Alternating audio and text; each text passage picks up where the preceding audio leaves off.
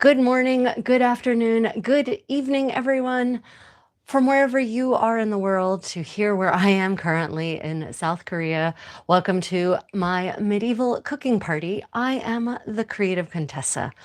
And today I've got a very tasty recipe to share with you, relatively simple, but different enough in the modern approach to meatballs that I think you're going to find it very interesting.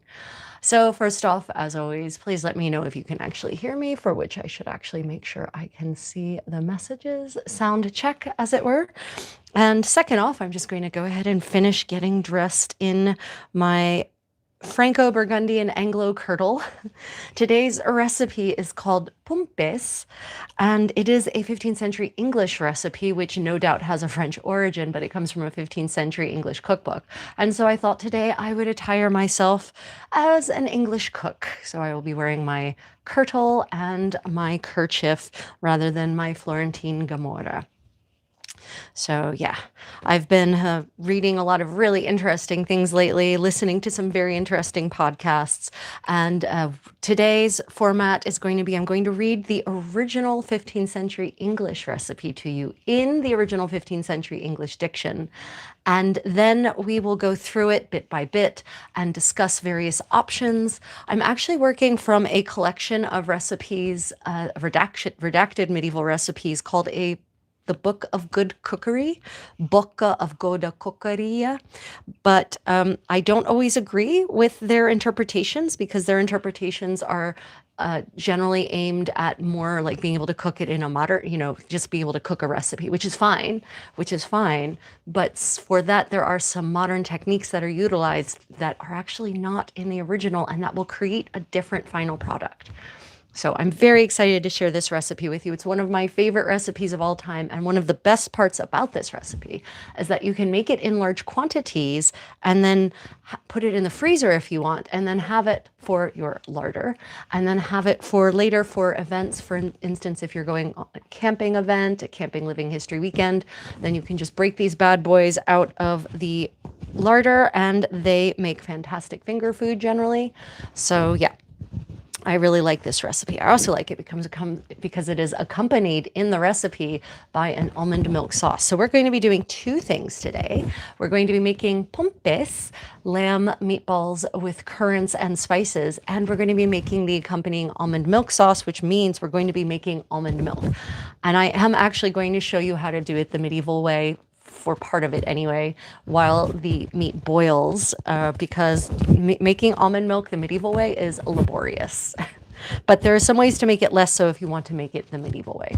The modern way would be to use a blender. We're going to be using a mortar and pestle, and not a big giant mortar and pestle where one could use the force of one's entire body to actually do the crushing. No, we're going to be using my countertop granite mortar and pestle, which means we'll be working in many smaller quantities. But for that, you'll actually get to see the medieval way of making almond milk, and we'll see how far along we get in making the almond milk before I give way and break out the blender. I'd rather not have to, but we shall see. We need for the recipe, we need about a cup of almond milk. So yeah, okay, all laced up. Just make myself a little bit neater for you. Okay, checking the comments. Audio is okay, fantastic. Kevin, good evening. Lovely to see you. Happy New Year, everyone. For those whom I have not yet greeted, given the New Year's greetings to, Happy New Year, and may you have a prosperous 365 days to come. Right. So pompes is spelt a lot of different ways, but in this cookbook, which comes from Harleian Manuscript 279. It's an English cookbook. If you wish to look up the original, it was digitized in the British Museum or the British Library. I don't know if they have redigitized it since that nasty cyber attack several years ago, where they lost all of their digitized manuscripts and have been strenuously, bit by bit, redigitizing them. So if you're interested in looking up this recipe in its original, Harleian MS 279, Harleian, Harleian, Harleian. Right. And pompes is a bastardized, it's an Anglicization of of French, of the French word pomme, Pommes, Pomes.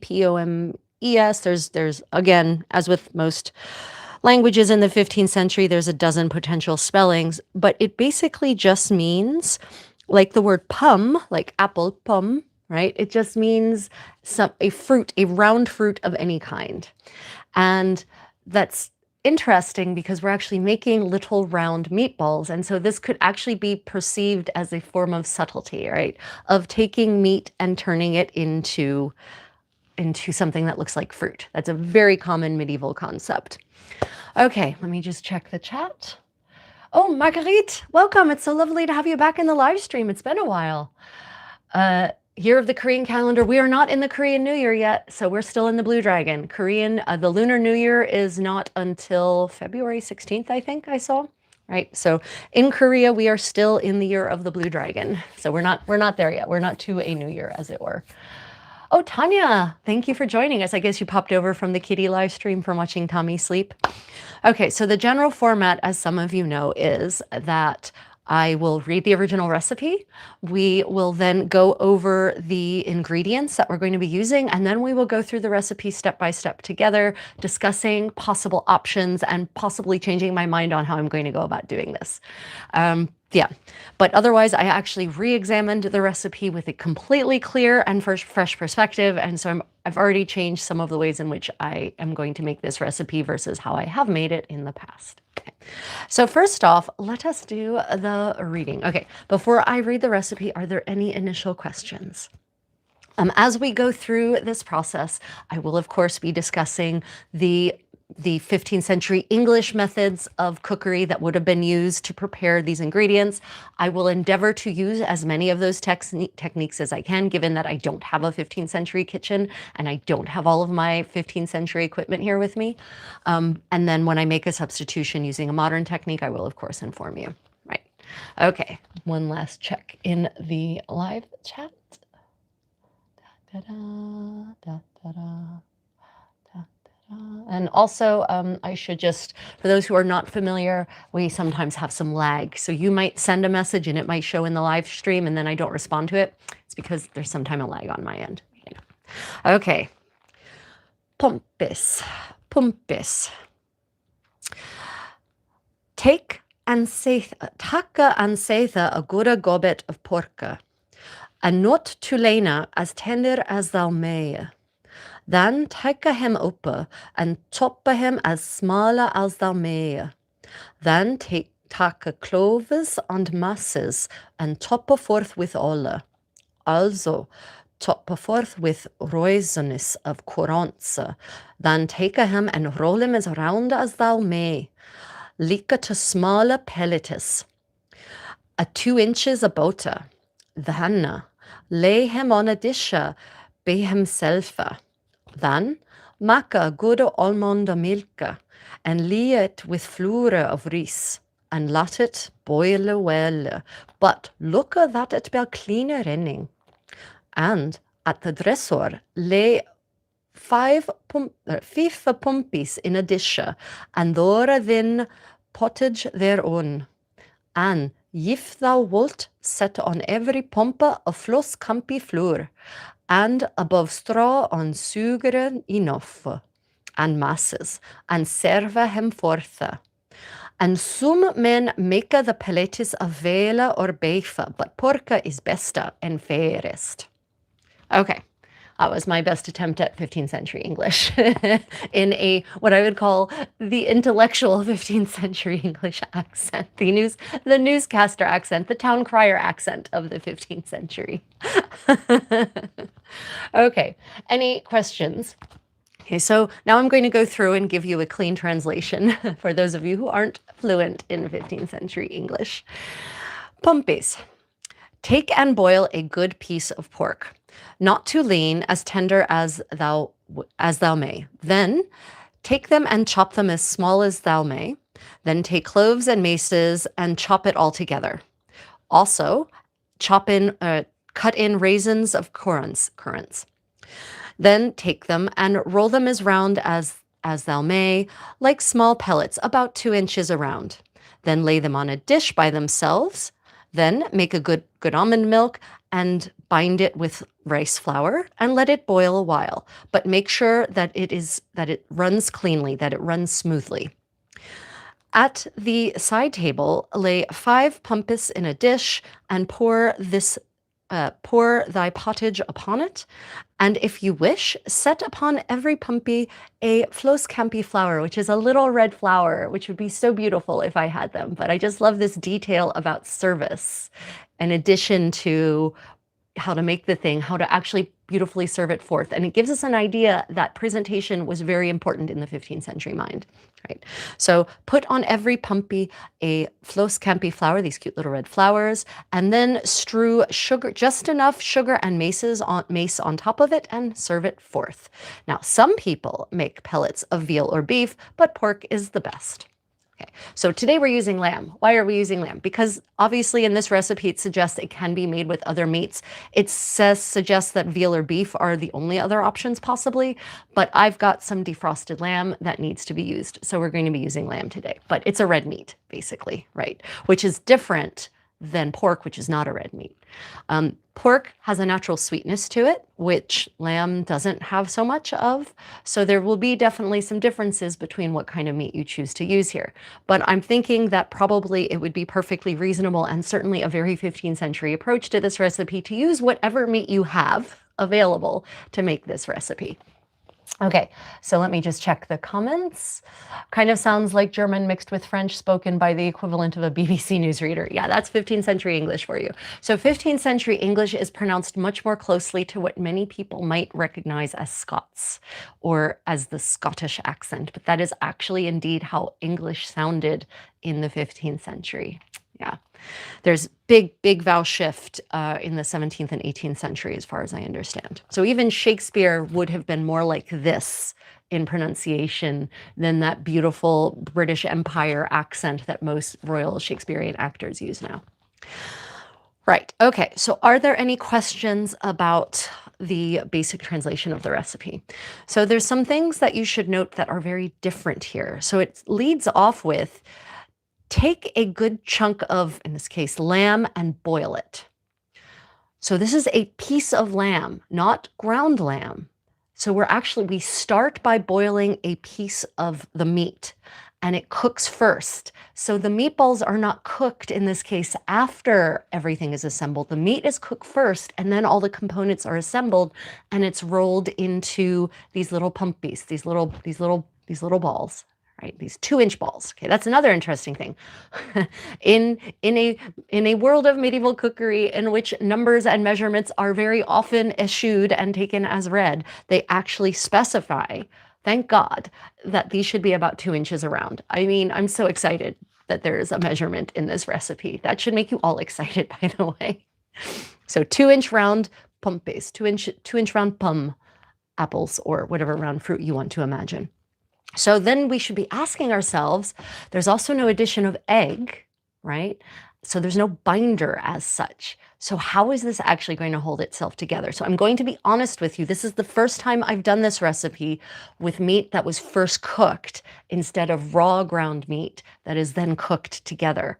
So the redaction on this one actually suggests that you should put it in the oven. But if you'll notice, there's no oven time in this recipe, not a single bit. The oven is not mentioned at all. No baking, no roasting, in fact. It actually, the only cooking that happens here, there's two stages of cooking. One, the meat is cooked for the pumpes, and 2, the almond milk is thickened to make the sauce. And that's it. So no oven. So we're going to see together if we can make this meat stick together after it's been cooked. So my theory is, so we've got currants. So let's go through our ingredients. Let me show you the ingredients before I get to my theory. I'm sorry, I'm getting a little excited. You know, I tend to run ahead of myself sometimes. Let's look at our ingredients first. Okay, so we have here our lamb, and it's got some fat on it because the recipe says not too lean, right? Not too lean. So it's got a little bit of fat. Good. Fat is good. We like the fat. Then we have raisins of Corrance. currants. And right, so the difference between currants and raisins is that currants are much smaller, and these are currant raisins, raisins of currants, and that's why they say raisons of currants and not just currants, because currants are a bush, are a fruit from a bush all by themselves. That's red currants and black currants. Those are different than raisins of Corinth, right? So these are raisins of Corinth, and you'll notice they're much smaller. They're also they're more intense, right? There's more skin, so the texture is different because they're smaller. They're a little tangy, they're a little more tart, and a little more sweet at the same time than your average raisin. So this is actually like perfect for mixing into a dish like this because it won't be these big giant pieces. It'll be very much easier to distribute it through. That being said, these actually get they get chopped into the mixture, so maybe that part doesn't matter. But this is a luxury item, right? Because Corinth is nowhere near England. And as far as I know, they are not growing raisins of Corinth in England in the 15th century. So this is an imported item. So heads up, this is definitely a luxury dish. This is a dish that perhaps peasants, probably like well-heeled peasants in the 15th century, could have afforded on very special occasions, like Christmas. Like we are approaching, some of you may have noticed, we're very, very nigh upon 12th night, right? So this could have been a 12th night dish that could have been enjoyed at multiple levels of society, at some levels of society more often than others, shall we say. Okay, so I just want to make that clear. 15th century peasants are generally living in England and are living a pretty good life. This is after the Black Death. They're actually earning money. Their lifestyle, their standard of living has definitely come up in the absence of humanity. That is the constant and repeat result of the bouts of the the bubonic plague. Okay, so we've got our raisins of currants. We have cloves, right? No, we're not going to be using all of these. I just wanted there to be enough for it to actually look like something in the dish, right? And then we have our mace. Now, for those of you who don't know what mace is, this is mace. This is what it looks like when it is fresh off of the nutmeg. Mace is the cover of the nutmeg. It has nutmeg-like flavors, but it's more strong and spicier, hence its use here, right? So this is mace. We're going to grind these up in the mortar and pestle, obviously.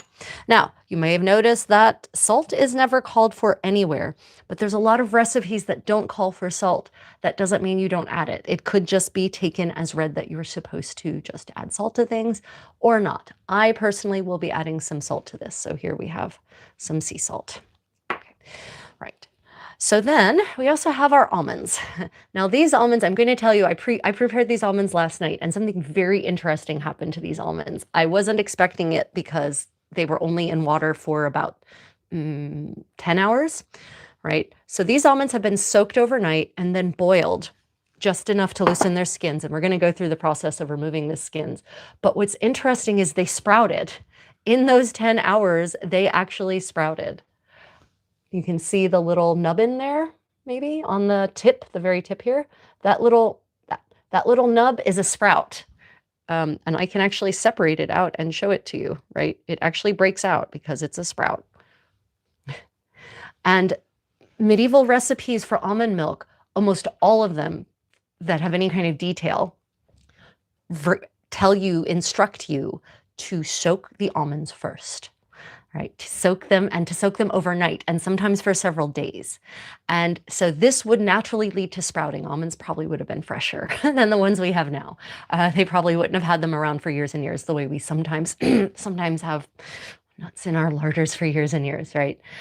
So medieval almonds would probably have also sprouted like these did. So there was an acknowledgement that the almond becomes that nuts and grains in the medieval world. There was an understanding, an acknowledgement that they became more digestible if you soaked them. And this is mentioned in some of the health manuals of the time that talk about some of these ingredients best when soaked, right? Will improve digestion, will improve.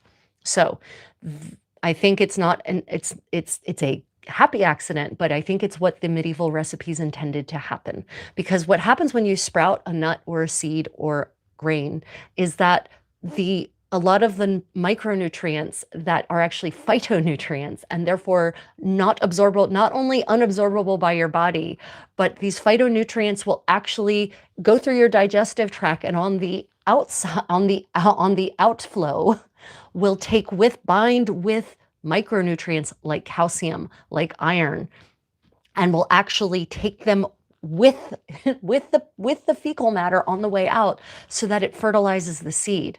But when you sprout a seed or a grain or a nut, kind of, they're all a form of seed, right?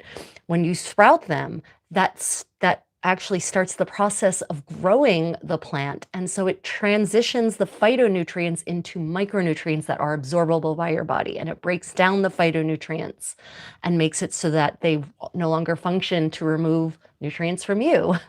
So this is actually a good thing. This is a good thing that it sprouted. Now, you don't want to let it sprout to the point where you've got plants coming out of it, then you can't make almond milk out of it really anymore. So we're going to be, now these have soaked overnight, which means they're also soft, right? So that's another advantage of soaking them, is that they soften and they become much, much easier to grind in your mortar and pestle and to extract liquid from. And that's also why, I'm pretty certain that's why medieval recipes don't call for lots of water to be added when you grind your nuts for almond milk, because if you've already soaked them, then they've already absorbed a lot of water. So you just need enough water to kind of loosen that all up and make it liquidy enough. But for the most part, the medieval recipes don't call for large amounts of medieval almond milk recipes do not call for an addition of large amounts of water, interestingly. Okay. So questions. Hola, feliz año. Prospero año y felicidad a todos. Happy New Year, everyone. Okay, makes me want to go back in time. Okay, just checking through. We lost you. Am I back? Am I back? Let me know. Can you all hear me? I'm sorry, I missed that apparently. I was somehow lost, but now I'm found, hopefully. Okay, so the first thing we are therefore going to do, let us look at our first step for pompes. I will repeat just the first line in the 15th century English for those who'd like to hear the melodious stylings of the Contessa in 15th century English one more time. Tacka and seitha o goda gobet of porca, and notta tolena as tendir as thou may. Okay, so again, we're going to do lamb instead of pork. Take and boil a good piece of pork. Right. So here is my traditional Korean clay pot that we're going to be using in lieu of my medieval European clay pots, but they function very, very similarly. And now I have a choice. It says take a goda gobet. Gobet is a piece. Now I could actually see what I'm doing here, right? I could leave this whole and boil it, because it doesn't say anything about cutting into small pieces to boil it. However, I think I'm going to go ahead and just cut it into a few smaller pieces just so that it doesn't take forever to cook all the way through. Because this recipe, oh, I love the smell of lamb. This recipe requires that the meat be fully cooked first, right? And then we chop it after it is cooked. So I'm just going to cut it into these 3 pieces. I'm going to put some cold water on it. Sorry, everyone, I should have prepared a ewer of cold water, but I actually don't have any nice ewers here with me, unfortunately. Okay, so we put this on the stove like so, and I will light my fire in the appropriate fashion. And I'm going to, because this needs to boil, I'm going to go ahead and put it pretty high because there is nothing tender about this process, right? It says, let it boil. As tender, you know, so it says take and saith a good goblet, right? So we're just going to let this boil, and then meanwhile, we're going to get to the almond milk making, because that's coming up next. So, almond milk. There are many reasons that medieval cookery relies heavily on almond milk, and part of it is refrigeration, but maybe not as much as you might expect. So the reality is that milk, dairy milk, might not have been available all year round. There isn't necessarily a dedicated, we don't have industrialized farming at that scale in the 15th century. So it could well be that, you know, you just can't always have access to dairy milk. but you still want a milk of some kind, and I'll get into that in a moment. But let's go ahead and get started. I can work I can work and talk at the same time. If I don't start working, I will just keep talking. So the first thing we need to do is actually remove the skins from this. Where'd my second bowl go? There it is. We need to actually remove the skins from the almonds. So this is actually really easy. You just literally squeeze it out. Now, I actually once asked I used to wonder what could they do with the skins, because medieval people are renowned for circular economy, right? It's their thing. Circular economy is the medieval way. Waste not, want not. And it just didn't make sense to me that they would just throw skins away. There must have been a use for it. Finally, very relatively recently, I found a use for them from a medieval source, a medieval use. So apparently, they would actually scorch the almond skins so that they turn black, and then they would grind that to make black pigment for either, and this was a little scary, for food coloring to turn things black for food, not necessarily, I guess, that you would eat the black part of the food, or also for making paint pigments, for making black paint.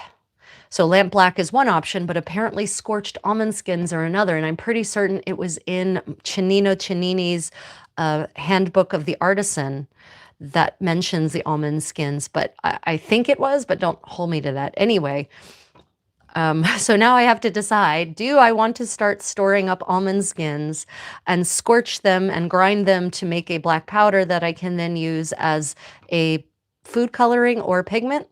Yeah, that sounds like something I would do.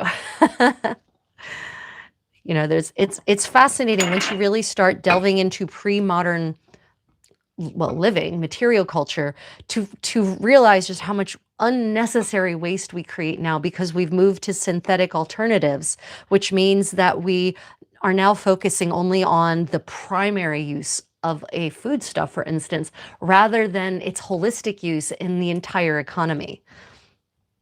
And, you know, so now that we're, you know, inching up on 8 billion people on this planet, we're struggling with, you know, how can we live more sustainably? How can we create less trash? And we're always looking to the future for those solutions rather than looking to the past for suggestions, to look at how we already figured it out once before.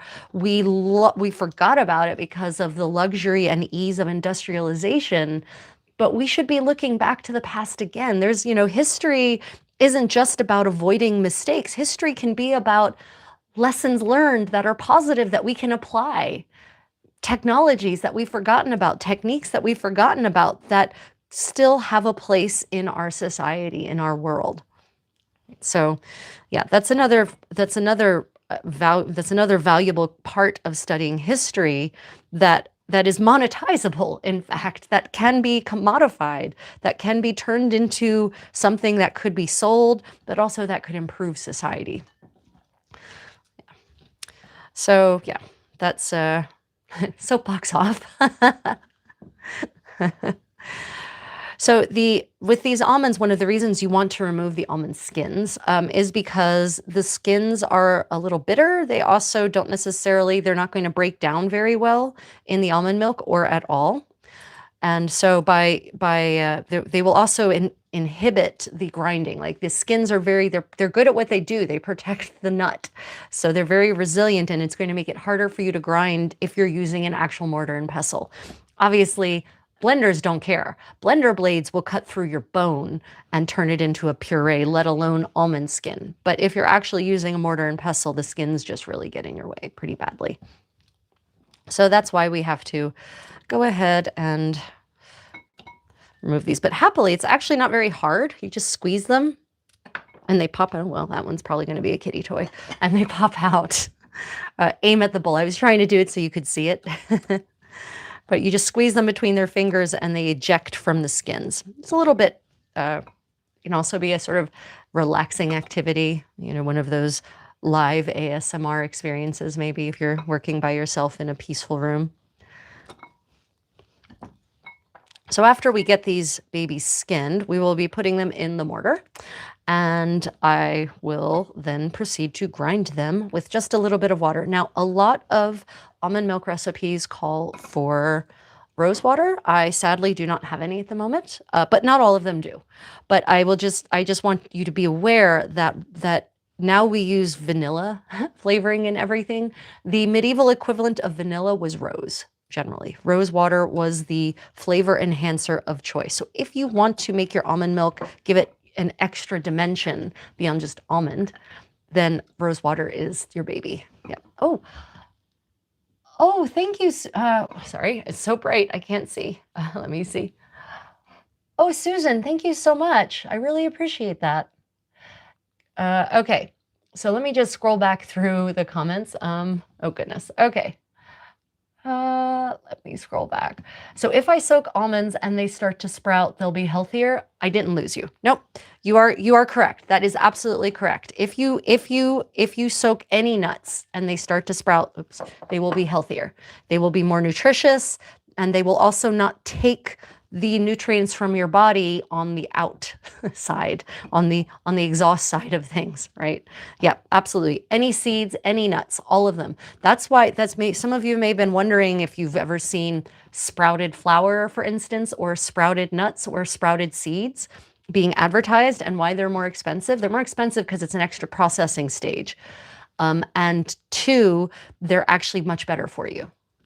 And historically, going back to the earliest cooking for which we have any idea about the techniques, and I'm talking like Mesopotamian and ancient Egyptian, going back that far, the process of soaking has been an integral part of human food production. And it's only with industrialization that we stopped doing that, because it took too long, and it meant that you couldn't maximize your profits. And there's a lot of things that a lot of ways in which industrialization has created unhealthy foodstuffs for us. And that's just one of many. But if you look, for instance, at tofu production, right? Tofu, Asians are not having issues with soy products because the way they process the soy, part of the making of soy is to soak the soybeans, right?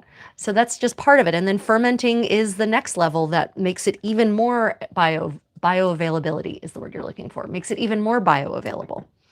So, in the Middle Ages, they were soaking their grain, they were sprouting their grain. Sometimes they were fermenting with sourdough. There was no such, quick bread was not a thing. You didn't just mix up your bread and pop it in the oven an hour later. You mixed up your bread, you let it sit overnight at a minimum, and then you put it in the communal oven, because you don't have an oven in your home probably if you're a medieval person.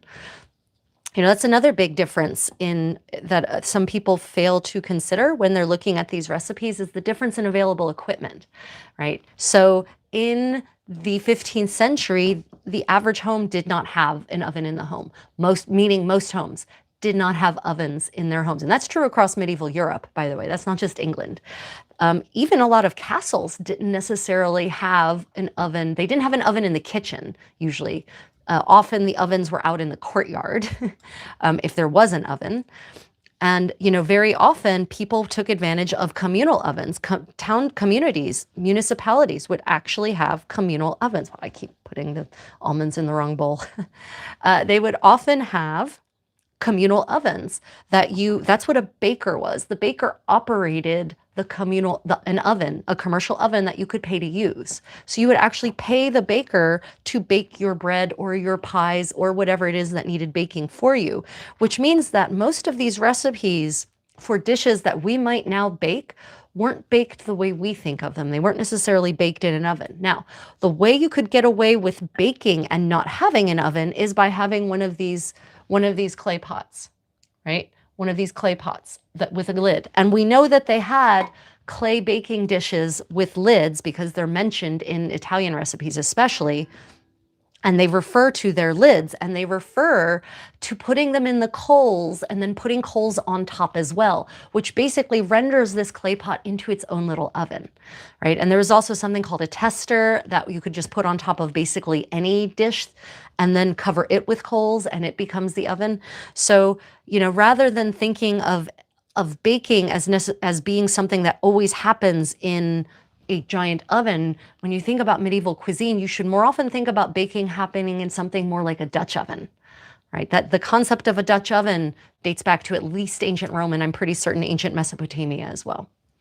So yeah, You need to think about what equipment is available when you are recreating, when you're looking at historical recipes. That should be a big part of your thinking when you're interpreting these techniques and the instructions. That's step one if you really want to get into what's called redaction, right? It's really looking at what's available at the time, which is why if you want to explore any aspect of historical material culture, you really have to learn about the whole picture. You can't just learn about one thing. If you really want to understand, say, 15th century dance, you can't just look at the dances. You have to look at the clothes people were wearing. You have to look at the socioeconomic setting. You have to look at the context in which these dances happened.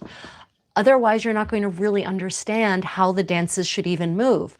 If you don't have the proper clothes, then you're going to make assumptions about dance steps when you look at the instructions that may or may not be possible or feasible or desirable in the kind of clothes that people wore. So that's why I take a holistic approach to historical medieval culture. You know, I'm now looking at historical Korean garments and recreating them. But I want to know what I need to know, what I feel I need to know, for instance, is, just angle this down a little bit, is how did people wear those clothes? What was the ladies, you know, the servants, what was a day like for them? What were they expected to be able to do in these garments? Ladies of the house, what were they expected to be able to do? What was their day like? Because that will inform how I should actually wear these garments once I've remade them, right? Just finding extant garments in a tomb is not the end all and be all of historical fashion research.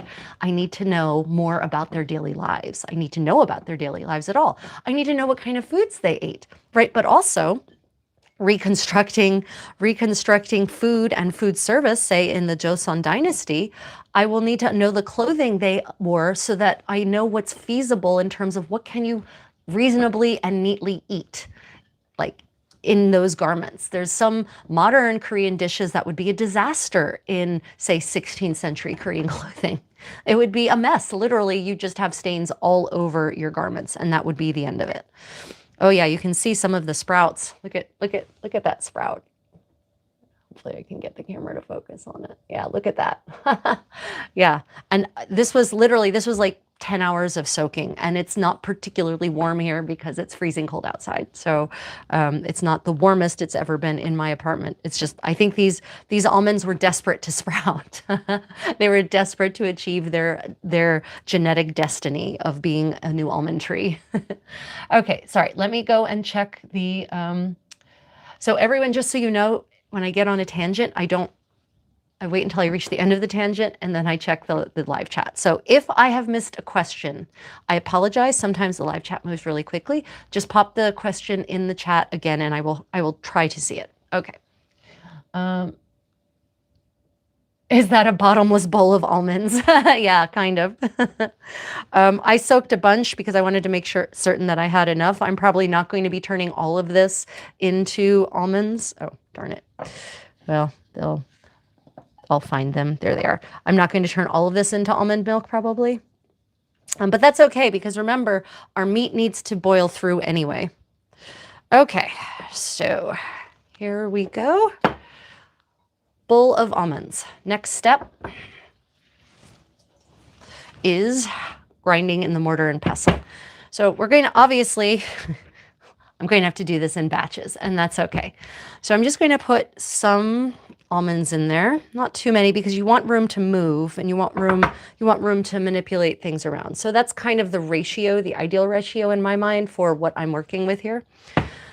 And I'm going to go ahead, so there are some almond milks also, and I think I'm going to do this because I've got some wine over there. There are some almond milk recipes that call for the addition of wine when you're grinding the almonds. So I think we're going to go ahead and do that. Here I have my Güterol, 15th century German reproduction of a beautiful writing flask, and I'm just going to go ahead and add a little bit of that, not much, and then I'm going to start grinding.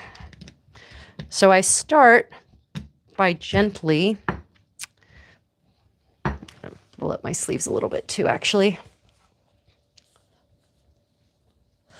Now, a cook would probably have, someone working in a kitchen would probably have a smock, that's this garment, whose sleeves are a little bit roomier than this and would actually allow them to roll up to your arms to do dirty work, but I'm a lady, so I have nice, narrowly fitted lady sleeves. Okay, let me see. What kind of pets did people keep during European medieval times? Was it popular to keep exotic animals? Oh, goodness, yes. Oh, great question. The history of pets. So pets, so they had menageries. The word menagerie comes from the Middle Ages. Most kings, most princes had a menagerie of exotic animals. You might find this hard to believe, but the Tower of London actually had quite a few exotic animals in it in the Middle Ages because these exotic animals would actually be sent as gifts. So, there was a lion at one point in the Tower of London in the 12th century. There were bears. I think there was a giraffe at one point even. So yeah, there was a difference between pets and animals that were kept as part of the menagerie. Now, I'm going to tell you that the lives of these animals was very sad because it definitely followed the old style of of zoo keeping animals in zoos. So they were kept in small cages. They did not have a very happy life. Monkeys, giraffes, right? I think there was a case of a rhinoceros actually making its way into mainland Europe as a gift, right? So yes, they definitely had exotic animals galore, actually. Now, what they didn't, they did also have pets, but not necessarily the way we would think of pets. They had house cats. They definitely had cats. Cats are actually mentioned in multiple 15th century books of etiquette. There's one fun tale I just read this was the 12th century, actually, the Book of the Civilized Man. He actually says that if you're at table eating, you should not pet the animals and then go back to eating. Do not pet the cats or the dogs without washing your hands again before going back to eating. So, and I think he said don't stroke them, but it's petting, right? So we know for a fact that cats and dogs were kept in a space. The relationship with the cats, we actually have this fantastic Irish poem from the 10th century from Austria. How's that for fun? There's an Irish monk who ends up in a monastery in Austria, and instead a student in the monastic school, and he instead of studying, he writes a poem about he and his cat and studying. And what his cat does that's natural and what he does that's natural. And this poem is filled with affection. So we know that there must have been an affectionate relationship between the humans who owned the houses and the cats and dogs that were present in them. I mean, the reality is that having a cat in your house just makes so much sense. Especially when you've got the kind of storage systems that they had in the Middle Ages, where you're going to be contending with vermin. And you don't want the vermin in your nuts, you don't want them in your grain, you don't want them in your seed, you don't want them munching on your cheeses. So it just makes complete sense, therefore, to have a cat to do that. Dogs, especially the smaller dogs, were definitely designed for that kind of, they were also designed to hunt vermin, right? That's why small dogs come about at all, is because we need something to help us hunt the vermin down. So same thing. Yes, they definitely had pets. Now we're humans as beholden to their animal overlords as we modern humans are? Probably not, but we definitely have primary source evidence of affectionate relationships between cats and dogs and their humans. So when you're making almond milk, if you actually have a proper medieval mortar and pestle, so a proper medieval mortar and pestle, the mortar is going to be giant. It's going to be like 1.5 to 2 feet big. It's going to be really big. It's going to be really broad. It's going to have a very deep trough to it. And the pestle is going to be human-sized and massive and wooden. And so you're really going to be able to stand there and just pound the hell out of everything using your entire body, which unfortunately I don't have that luxury here. Instead, I've got my little tiny mortar and pestle. But I just wanted to demonstrate to you, maybe give you a little more appreciation for how harder it is to make certain things, before appliances. That being said, it wouldn't be this hard because, again, you would have giant human-sized mortar and pestle. You can actually see these represented in 15th century art, medieval art, not just 15th century, in kitchen scenes from across Europe. You can see usually some poor, kitchen scullion doing the grinding. I've said this before and I'll say it again, especially for those of you who are new to the cooking party with the Contessa. Medieval kitchens in large households were highly specialized. Very specialized. They had departments and sub-departments. In the household of the Duke of Burgundy, there was a spicery, there was a carvery, there was a pantlery, there was a butlery, there was a pastry chef, a pastry department.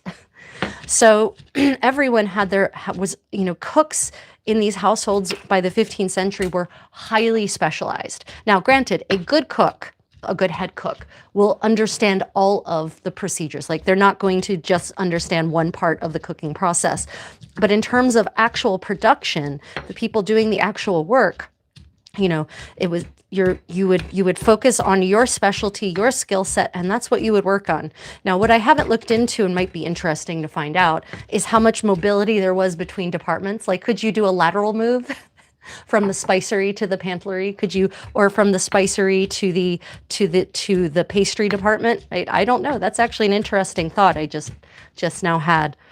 And, honestly, the ordinances from the Duchy of Burgundy, which have survived, are so detailed that it might actually be possible to look through them and try to follow the course of names and see if they're always labeled in the same department when they're getting paid, or if they actually move from department to department. Okay, checking the comments. Let me see. Thank you for answering my question. You're a fountain of knowledge. Stay awesome. Well, thank you so much. Oh, Haas, yeah, Ryan. Ryan says he's been having fun playing chess with you. He's trying not to be overly aggressive, and trying to actually, help you grow as a chess player. He's enjoying it. He's enjoying it as well. Okay, let's see.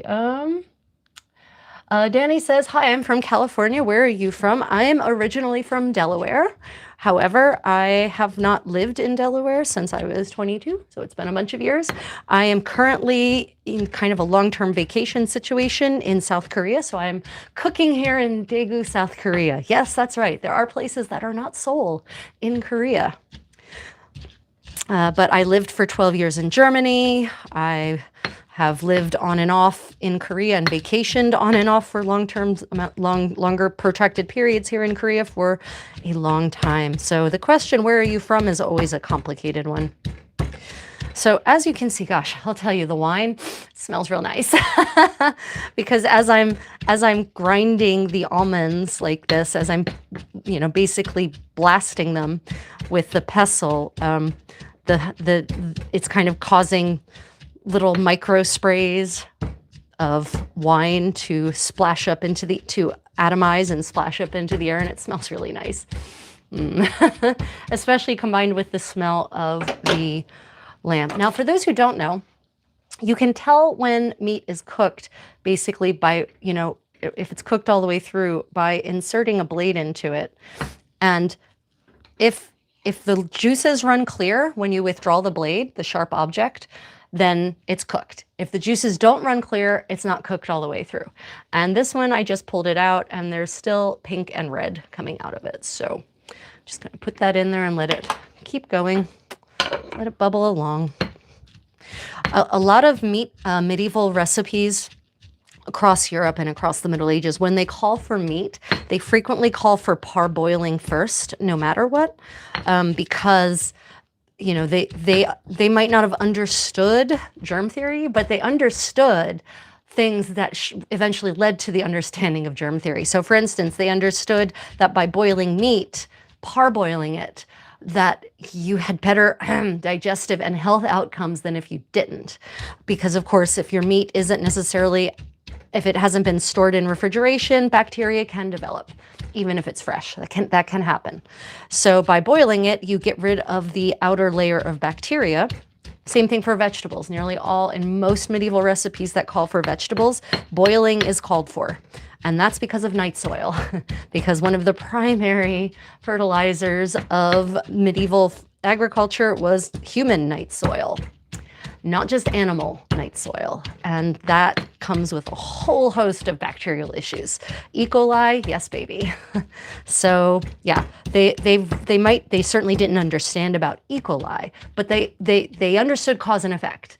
And they understood about how to devise techniques that would prevent undesirable outcomes. So that's when people say, you know, the medieval people were completely ignorant. They had no understanding of science. Well, they didn't have our understanding of science, but they had understanding. Yeah, okay, let me see.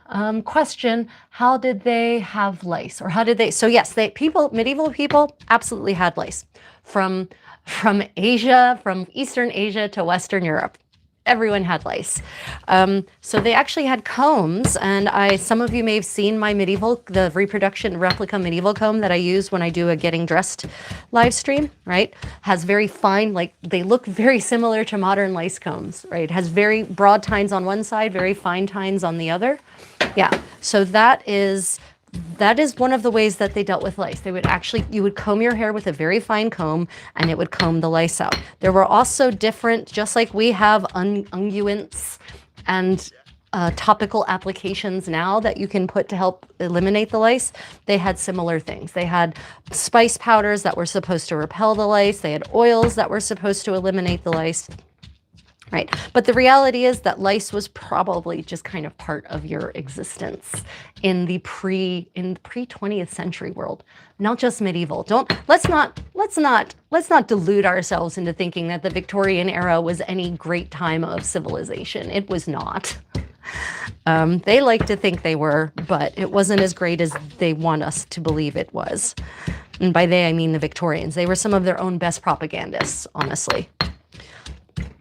So yeah, lice was absolutely an issue. There were a variety of suggested remedies for it in addition to the lice comb itself. You can actually, if you look up medieval lice comb, you will probably find there's a very famous woodcut of possibly a mother or a wife or a sister combing the hair of her brother, husband, son, we don't know. And you can see this, because it's a woodcut, the lice are like represented as being about this big relative to the people. But medieval lice were not megafauna. It's just that's how they were depicted in this woodcut. So you could actually see, it would be clear what was happening in the woodcut, that lice were being combed out. Right, so you can actually see the process. There would actually be a bowl that the person whose hair was being combed would hold, apparently, and they would turn their head over, and then the person doing the combing would comb the hair in towards the bowl, right, trying to get the lice into the bowl. Presumably the bowl has water in it so that the lice will, you know, drown, or something, oil or something that will kill them.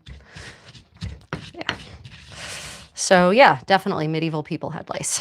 I mean, ancient people had lice too. As far as I understand, and correct me if someone has read something more recent, ancient Egyptians suffered so badly from lice that they just shaved their heads and that's why they had wigs. Because you didn't even want to deal with it. If you didn't have hair, then you didn't have to worry about lice. So as far as I understand it, that's one of the reasons they had wigs, was because they shaved their heads to get rid of the lice.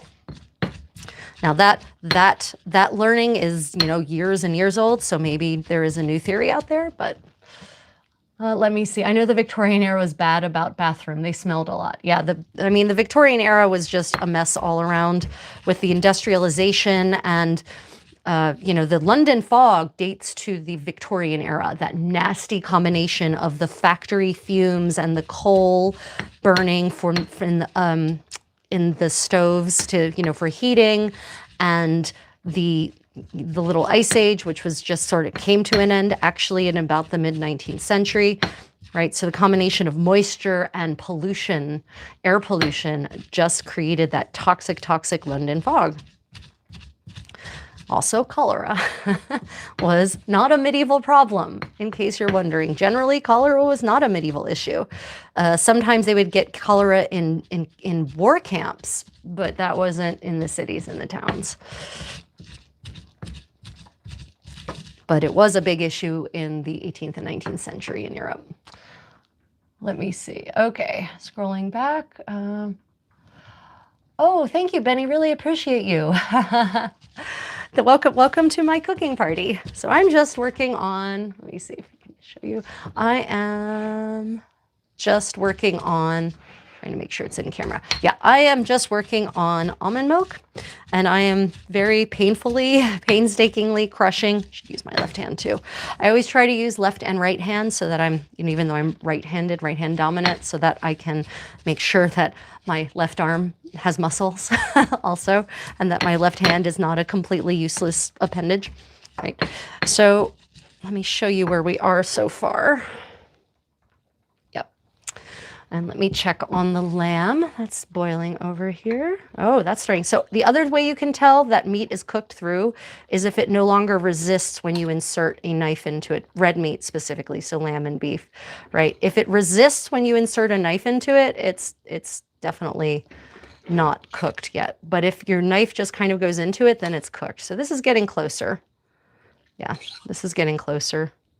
A little bit more. It's almost there. I think this will coincide quite nicely with me finishing up the almond crushing process.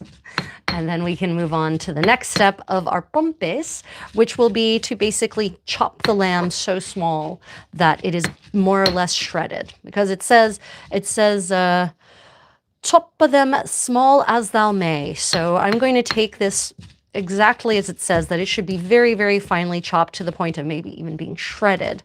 And the reason I think we want that level is because the finer the meat is chopped, the finer it is shredded, the smaller the pieces, the more it's likely to kind of bind together, sort of the way that wool binds together when you make a felt, right? So that those fibers basically kind of, the meat fibers will interlock around each other. That's my theory anyway. We're gonna go with it. We're gonna see what happens.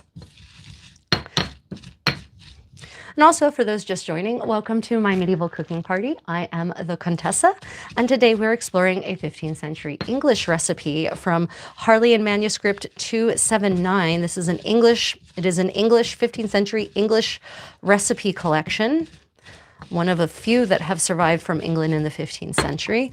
But what's interesting about it is it definitely has a lot of it contains many, many recipes that are very clearly from other places, showing just how interconnected, again, how interconnected the medieval world was, how interconnected 15th century England was to the continent, and not just in terms of trade, but in terms of culinary traditions.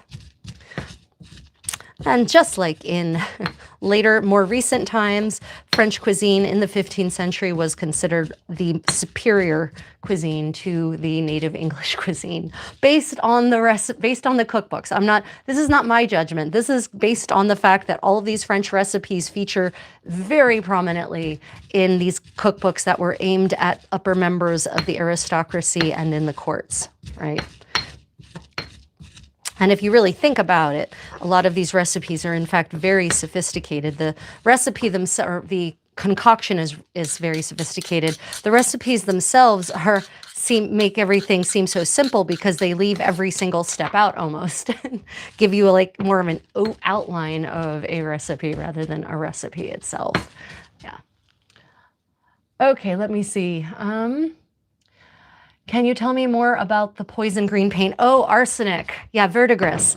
Okay, so actually the history of poison green paint definitely stems back to the Middle Ages. For millennia, and before that, for millennia, one of the most vibrant greens was achieved from verdigris, which is basically copper rust. It's the green that you see that things containing copper eventually develop, right? That's why the Statue of Liberty is green. So verdigris makes an excellent green pigment, right? And then that turns it into a paint, but it's toxic as hell. So a lot of those beautiful medieval manuscripts you see, if there's green in them, it's verdigris usually, which is very bad for you. Then someone figured out that arsenic also makes a beautiful, beautiful green. And so in the Victorian homes, they had these beautiful green wallpapers and green paint, and it contained arsenic. And of course, what happens, little micro particles shed from it, and then people inhale it. Children, though, were the real problem in Victorian England, because children like to put their mouths on everything. Right? Especially small children.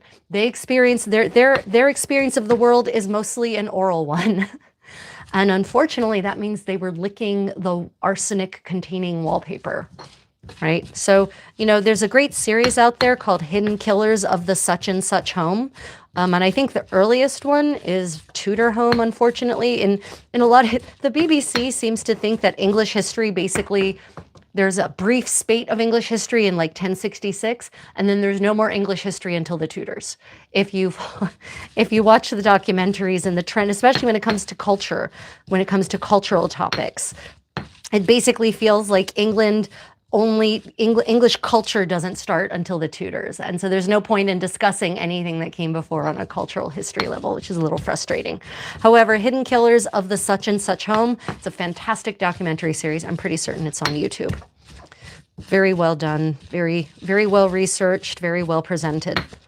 And eye-opening, because I think it goes up to World War II, Hidden Killers of the World War II Home. And then you watch that show and then you realize, crap, I have a bunch of those items in my home still. Yeah. But, the pre-modern, to suggest that we have somehow migrated past toxic chemicals and toxic materials in our modern, industrialized Western society is horseshit.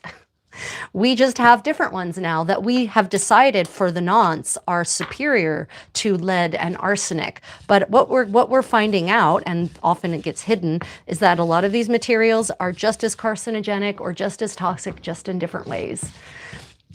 It's an unfortunate side effect of civilization.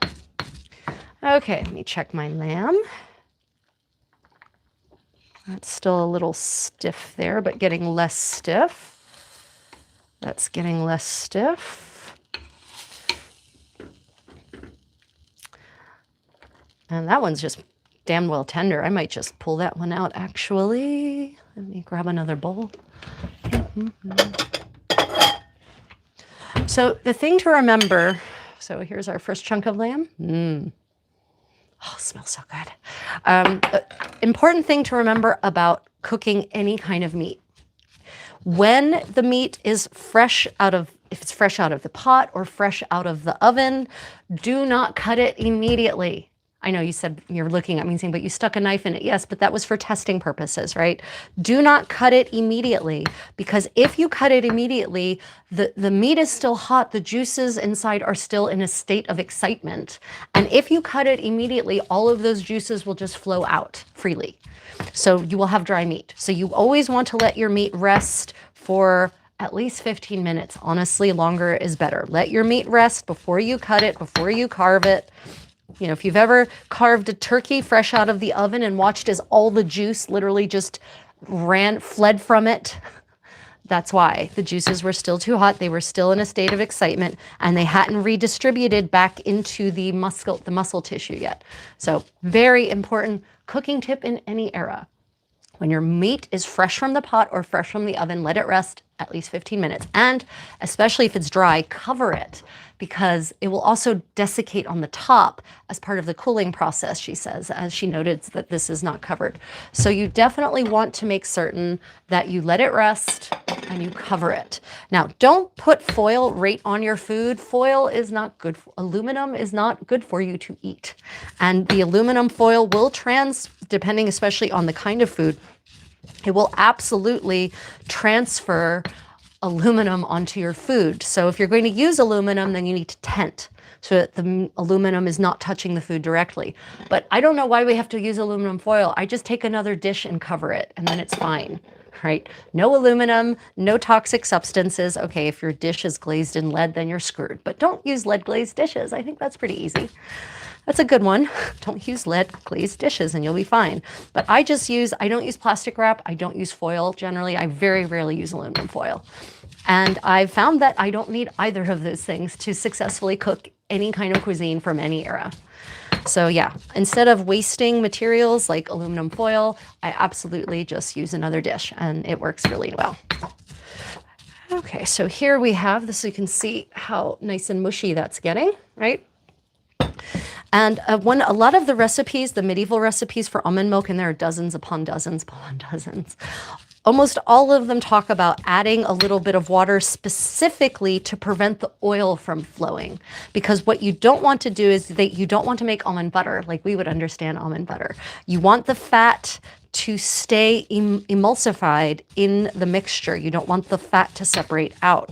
Like that is actually acknowledged that that is the function of adding just a little bit of water or wine or rose water during the mushing process, the mashing process. And yeah, I just can dream about having that giant mortar and pestle. Oh, that would be so great. Well, I know my condottiero might be out there somewhere watching, and if he is, get me a big giant mortar and pestle, please. But, there is something very satisfying, much more satisfying about creating, say, almond milk, using this really slow cooking method, this really slow preparation method of an actual mortar.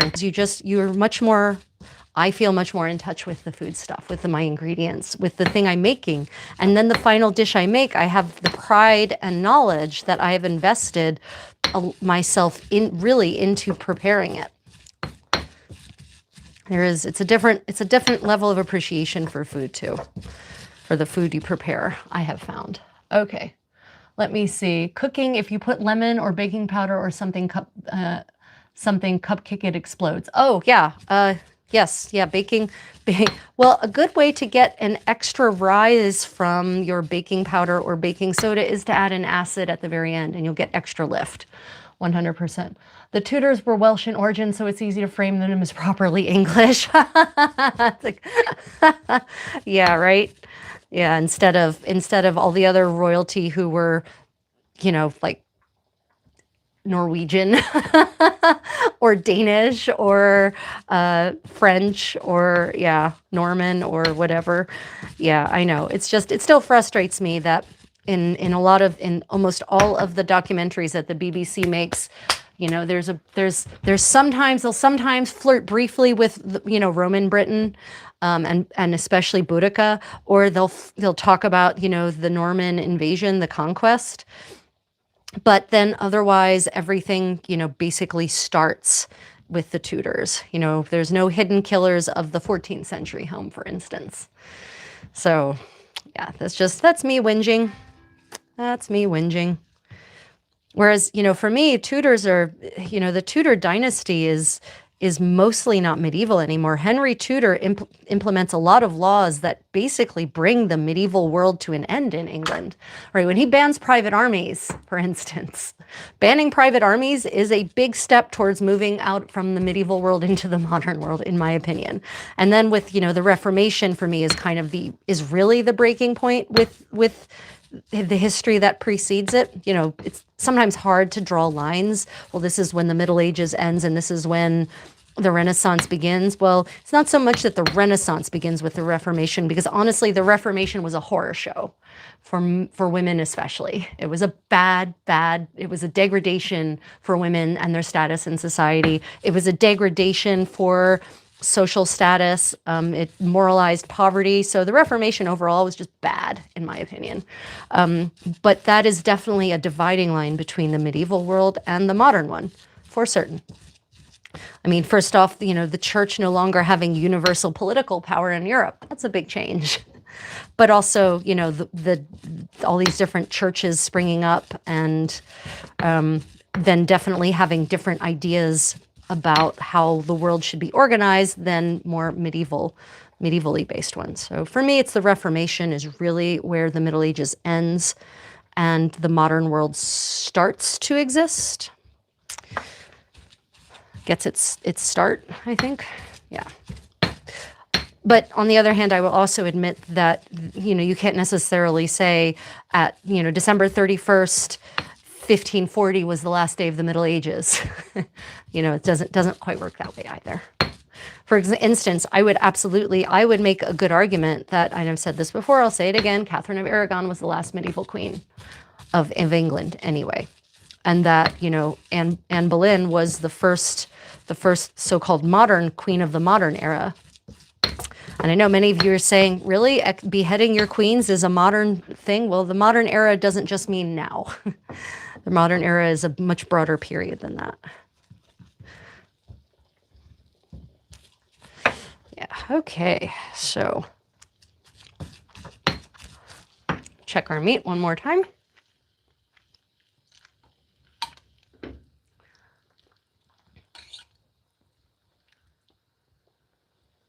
Okay, we are done.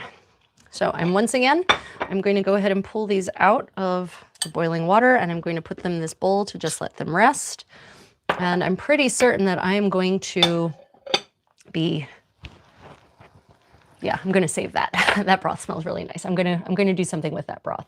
Okay, so here are our gobbets of mutton, as it would be called. Lamb is almost never called for in medieval recipes because, and I have a theory on this, this ties in with my statement about leather the other day. Some of you may have seen my post about leather and why leather was probably not a common choice in medieval clothing, right? And this ties into that. So lamb is almost never mentioned in medieval recipes. Mutton is mentioned a lot. And my theory on that is that you want your sheep. Sheep actually had a real life function that they almost don't have anymore because we just don't wear very much in the way of natural fibers anymore, right? Wool used to be the fabric of pre-modern life, not just medieval life. Romans, people in Mesopotamia, right, were wearing wool. So wool was the most common fabric. And so you needed lots of it. And therefore, you're not going to kill your wool producers when they're babies. You're going to let your wool producers grow up. You're going to let them live a very long time. And then when they are at the end of their life cycle, only then will you slaughter them and eat them. Therefore, mutton is sheep, is grown-up sheep, aged sheep, is old lamb, basically, right? Whereas lamb is specifically sheep that is a year or younger. So I'm pretty certain that lamb as a dish was very, very rare because that would have been a luxury. To literally slaughter years of profits, to kill years of profits and eat them would have been a luxury move, right? So mutton is the most common. It appears if it's going to be ovine, it's going to be mutton. It's not going to be lamb, is my point. Mutton, however, has a much stronger smell. So boiling it like this would have also reduced that smell. A lot of modern Westerners especially do not like mutton. It's too strong for them. They can do lamb. Lamb is strong, but it's not overpowering for people. Mutton for Westerners tends to be overpowering these days. Most people don't like it. It's too much. And interestingly, good luck finding mutton in a grocery store. You would probably have to go to a halal butcher, or maybe even probably go to a halal butcher to get mutton instead of lamb in America, for instance, and most places in Europe. You're not going to find a lot of mutton anymore because now it's the opposite. Now we have a lot of sheep. But not much demand for wool relative to the population. So when we have a surfeit of lambs, the lambs get slaughtered and then their meat gets sold as lamb. When we don't have, it's funny, it's interesting. You know, we've got pig as a living animal, pork as the meat. Cow is the living animal, or ox is the living animal, or bull is the living animal, beef is the meat. Lamb doesn't have that. Lamb is lamb, whereas sheep, the meat is mutton, right? That's very interesting. Even for cow, we have baby cow, we have veal. Which, by the way, when this recipe at the end, when it says men maka the peletes of vela or beifa, right? Veal is not treated. Veal is just calf. It's not put in a box and fed nothing but milk for 6 months, not allowed to move at all for 6 months, and then slaughtered. That's a more recent treatment. This would have just been a calf. And the reason that you would have calves more likely than you would have lamb, that you would have veal more likely than you would have lamb, is because calf skin was highly desirable for making into vellum, the primary writing material of the Middle Ages, right? Vellum, animal skin. So calf was one of the more desirable, was definitely more desirable than cow skin, cowhide. Calf hide, much more desirable for producing vellum. So yeah, that's why there were more, it would be more likely to have veal than to have lamb available. Yeah. Okay, questions. Hold on. Let me see. Um, Let me see. We Muslims eat mutton chops. Yep, exactly, Haas. Yep. Heck, I can barely find lamb these days, and I'm most exclusively imported from Australia. Yeah, Nevis, so true. In the United States, the best place in the United States, the most reliable place where I can find lamb in the U.S. and in Korea, actually, is Costco.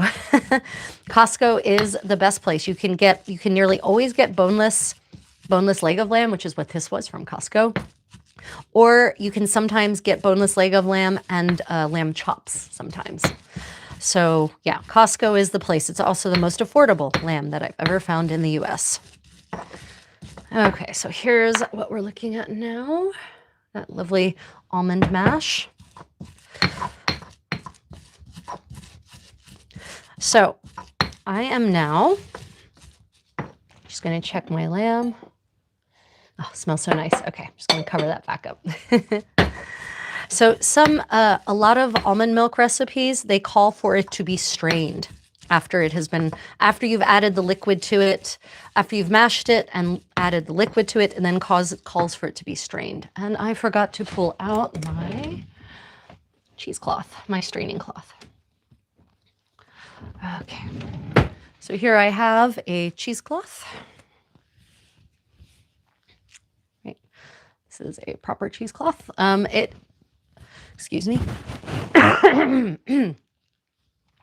It has, it's more loosely woven than regular fabric would be. So it allows liquids to be squeezed out while retaining the solids. You can get proper cheesecloth, or you can also just use a tea towel, honestly, if it's not terry cloth, not a terry cloth towel. Okay, I'm going to check for questions. Lamb is very popular in the UK and easy to find. Yep, it is. It is very popular in the UK and easy to find there. That is absolutely true. I really dislike lamb in general. It tastes like metal to me. Yeah, and I think it also depends on whether you grew up eating lamb or not, right? Whether it's a flavor that you can appreciate or not. I cannot do fishy fish. I did not grow up eating fish because my father does not like fish. So I definitely did not grow up eating fishy fish, which means I like the more mild and meaty, we'll call it meaty flavors of fish. Salmon, tuna, tilapia is pretty nice and mild. Cutlass fish, galchi in Korean, right? Of course, these are all the more expensive fish, right? Red bream is good. Sea bass is good, but those are not fishy fish. Those are what I call meaty fish. In Korea, fishy fish, though, is super popular. I do not like fishy fish. But that's, again, I didn't grow up eating it. If I had grown up eating fishy fish, I would probably have a taste for it.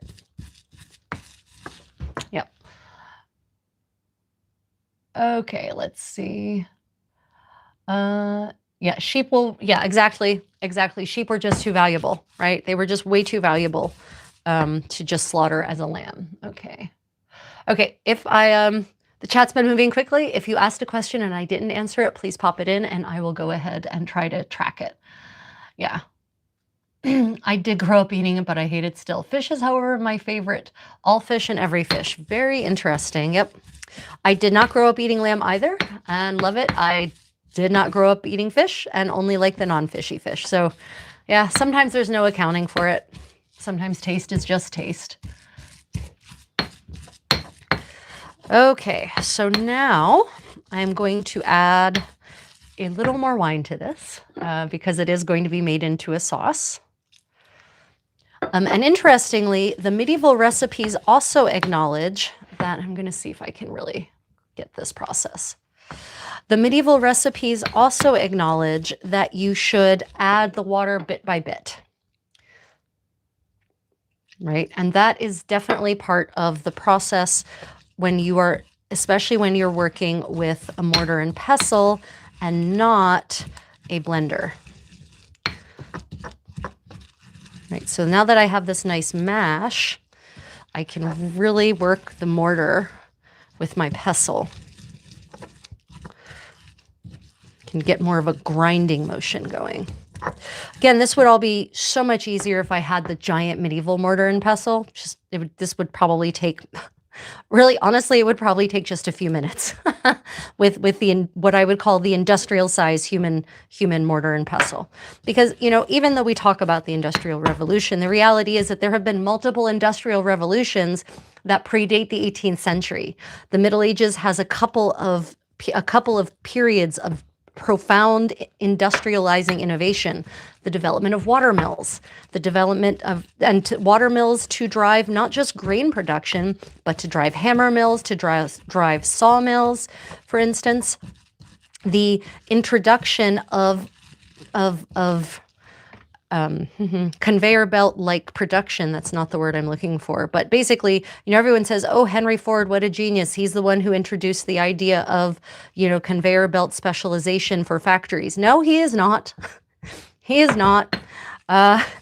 Definitely he is not. That is an idea that existed in the Middle Ages in terms of specialization, that a specialist would produce exactly one component of a finished good, and then it would get passed on to the next specialist. So he was just taking ideas that had been around for literally centuries, if not millennia. Yeah.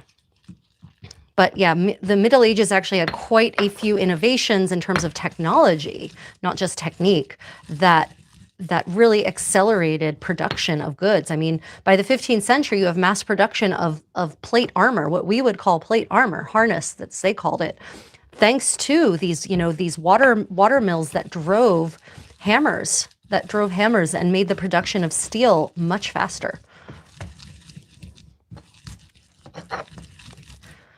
Yeah. Oh gosh, that smells so nice. That just smells so lovely. Oh my goodness. Okay, let me check the comments again. Okay, let me see.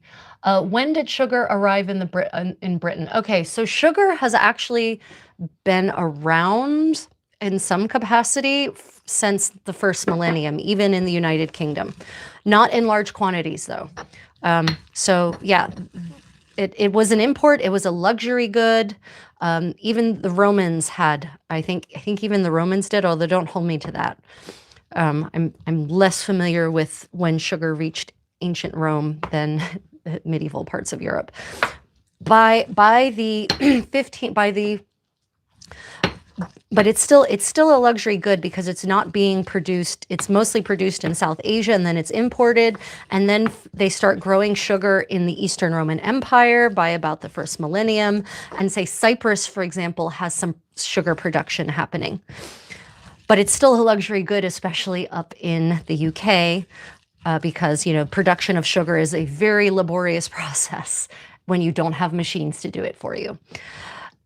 So, it's in the 16th century when sugar basically hits all of Europe in massive quantities suddenly. And that's because the Portuguese in Madeira and the Azores have set up sugar plantations in large quantities and have figured out how to really start producing sugar in crazy, crazy amounts. And so sugar suddenly gets a lot cheaper and it becomes much more available, and humans have evolved to seek out those sweet, easy to find calories because in a pre-agricultural revolution human species, we can't really get access to those kinds of calories very easily. So we evolved to, when we find those easy calories, to consume as many of them as possible, as much of the foodstuff as possible. Unfortunately, agriculture made easy calories much more easy across the board, right? Bread, for instance, much more calorically available than unprocessed grain, which is not really calorically available to humans. Right. And then sugar, Jesus, right? It used to be that we could only eat fruits when they were in season and we'd have to go walking for them and looking for them. But then you take sugar cane, you squeeze the juice out and you dry it, concentrating the sweetness into very compact crystals. And then you load your food up with that. Well, hell, That is literally toxic to us. And that's why we have diabetes and cardiovascular disease and obesity and all kinds of inflammation. But it's in the 16th century when it becomes much, much, much more available. And we can actually see a difference in the teeth of skeletons from medieval skeletons to early modern to late modern skeletons. The tooth decay is absolutely remarkable. Medieval skeletons might have worn down teeth, but they're not rotten. They're not gone, right? They're not necessarily filled with anywhere like the cavities, but 16th century skeletons, by the end of the 16th century, it's kind of scary. And even Elizabeth I was known to have teeth blackened from her sugar consumption. So sugar has kind of been there more or less all along. And that's why it's used, but it's used in the same way salt is until the 16th century.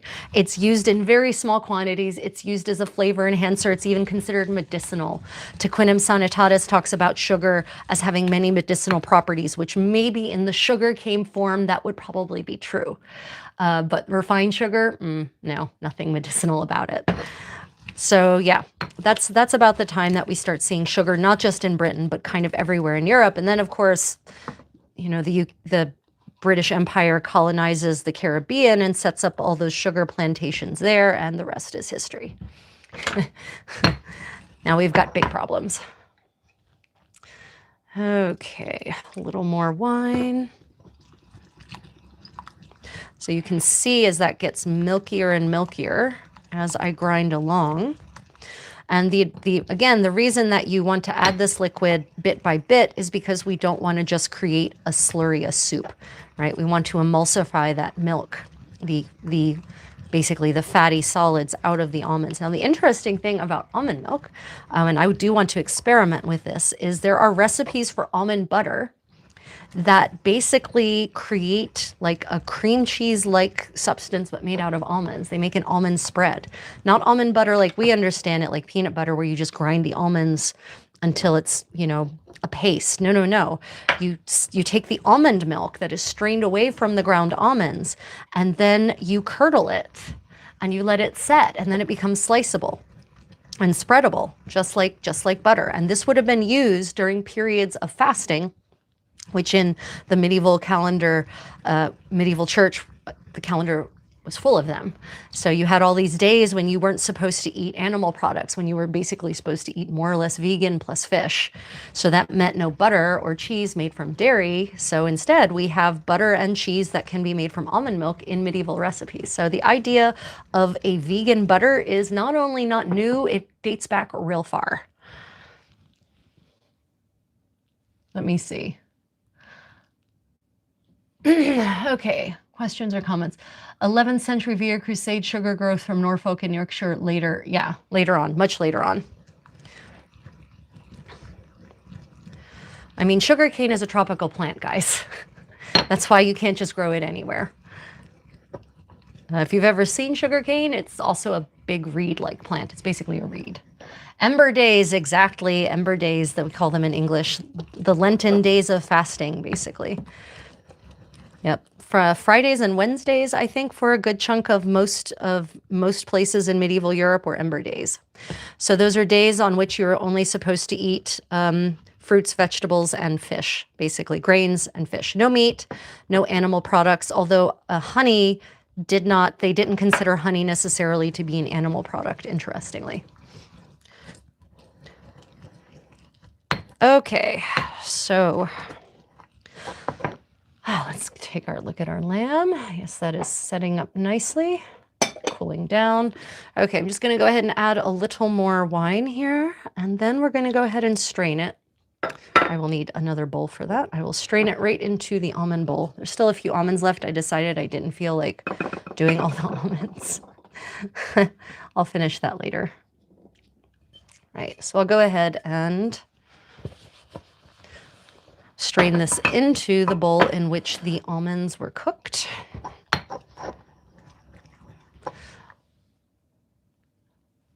Let me see. Okay. Okay, if you asked a question and I missed it, I apologize. If you pop it in the chat again, I'll keep an eye out for it.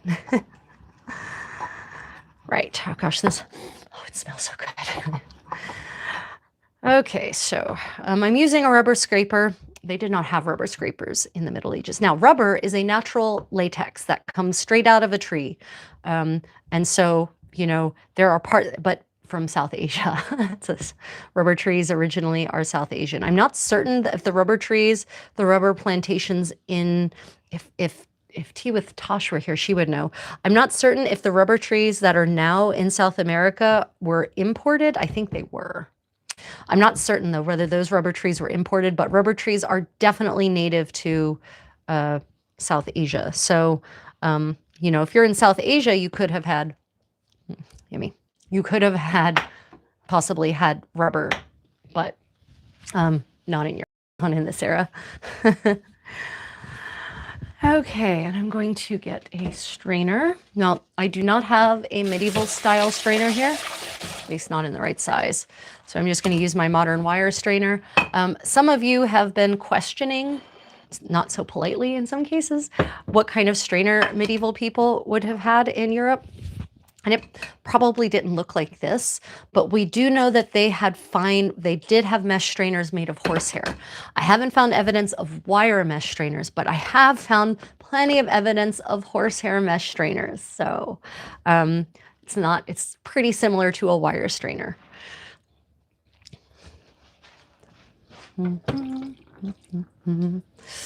Okay, so I'm now going to just add a little more water to this, and then we're going to, a little more wine to this. And, one of the reasons I'm adding wine is one, there are multiple medieval almond milk recipes that call for wine instead of water. But also it's going to be cooked into a sauce. So, it's not like I'm going to be getting high or drunk on a cocktail of almond milk and wine. The alcohol content will mostly go away. So if they didn't have rubber scrapers, what could medieval people have used? Well, their fingers, possibly, maybe. All right, okay, so then this is the same process for making cheese, by the way, fresh cheese. You create curds and then you strain it through a cloth like this. Also the same process for making paneer. You create curds and then you strain it through a cloth like this. And you can see that, running out, that lovely. Now that I've got this primarily done, I can get rid of the strainer now that it's all safely bundled here. Now, ideally, honestly, I should let this strain overnight. Just bundle it up and let the thing do its job. I think I have enough almond milk here for now to get this job done. So here, let me show you my almond milk.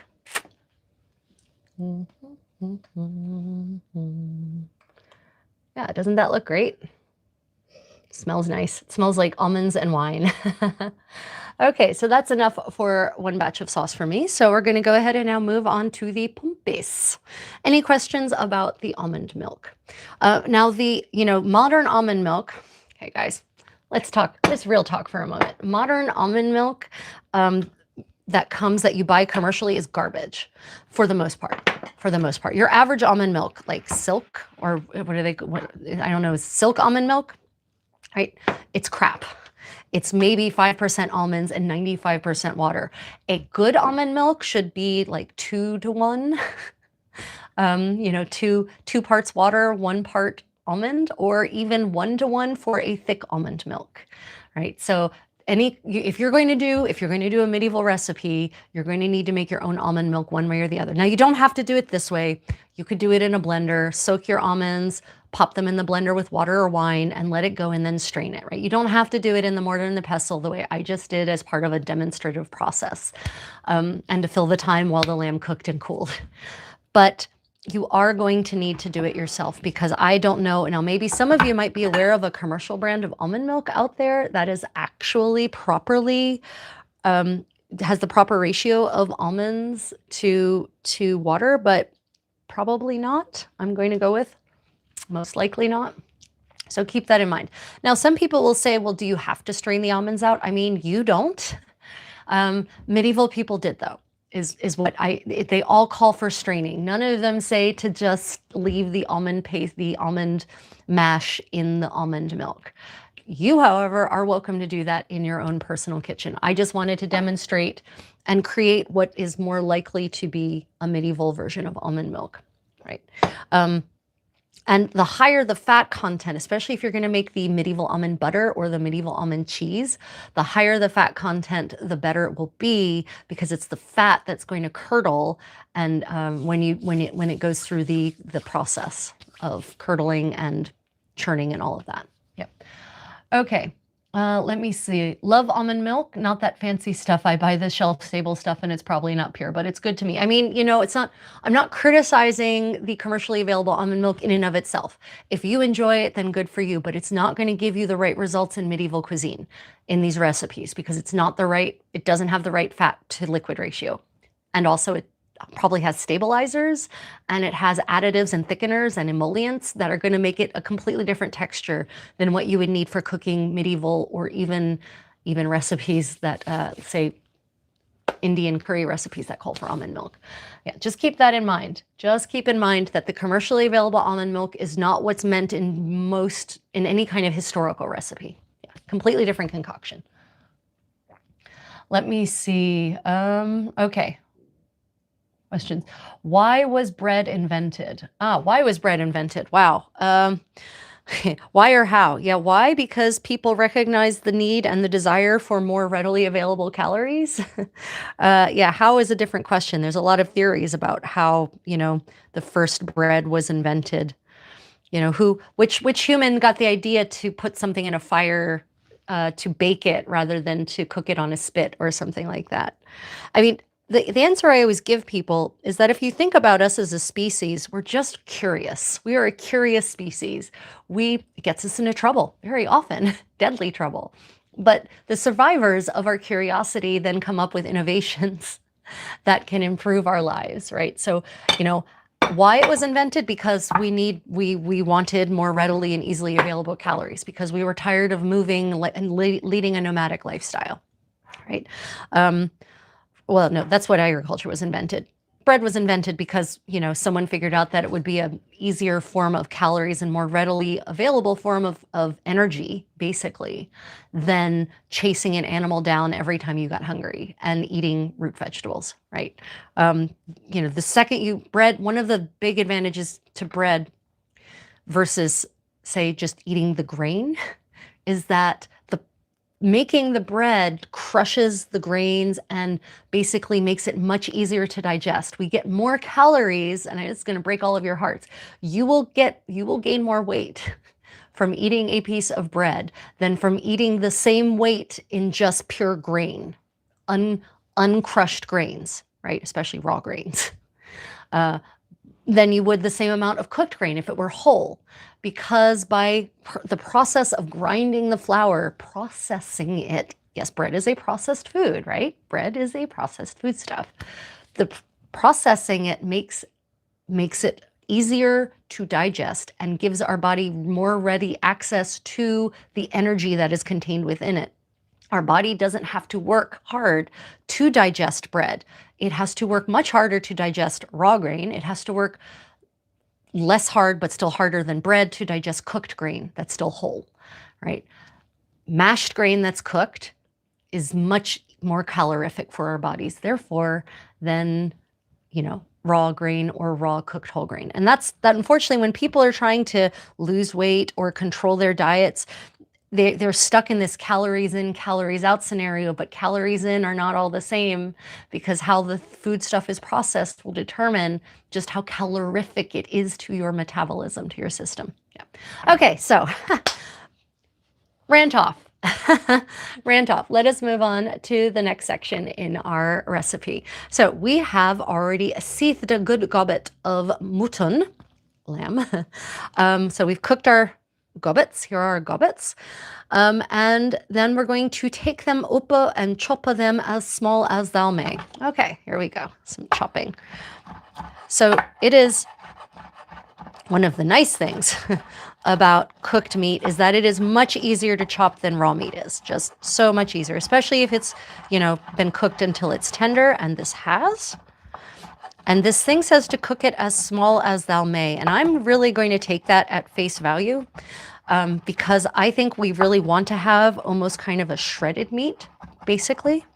Even though it doesn't say, it says choppa them. So we're definitely, and they do have the word shredda, and it does make appearances in other recipes from this era. So I know if they meant shredded, like properly shredded, they would say that, probably, most likely.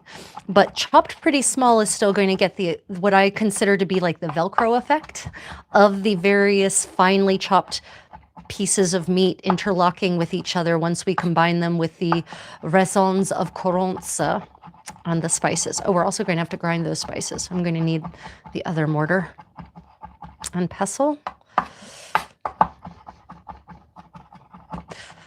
So some of you, I don't know if you can all see the cutting board here. I'll try to, there we go. This cutting board is an olive wood cutting board.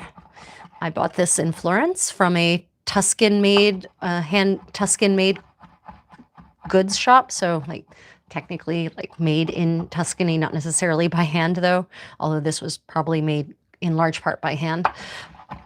And it's olive wood. So just so you know, if you have real wooden implements, you need to oil them occasionally, especially after you wash them. Unfortunately, most people have grown up with plastic or nylon or other synthetic instruments or implements. And so most people have no idea that natural goods made from natural materials need maintenance and care and feeding that plastic does not. So every time I wash this cutting board, especially if I use soap, then I oil it. I get some olive oil and I oil it lightly. Doesn't need a lot, just a little bit every time. But I also, all of my wooden implements, including the handle for this rubber scraper, I oil after I wash them. And you will increase the lifespan of your wooden implements significantly with just some nice olive oil.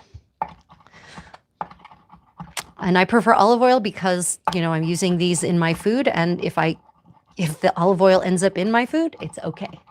There are other oils that I don't think I would want to accidentally end up in my body. Okay, so look how quickly and easily this chopped into basically a nice fine pile, right? That's looking pretty good. Okay, I'm going to just transfer this yummy broth into a different bowl because I do not wish to dispose of it. Look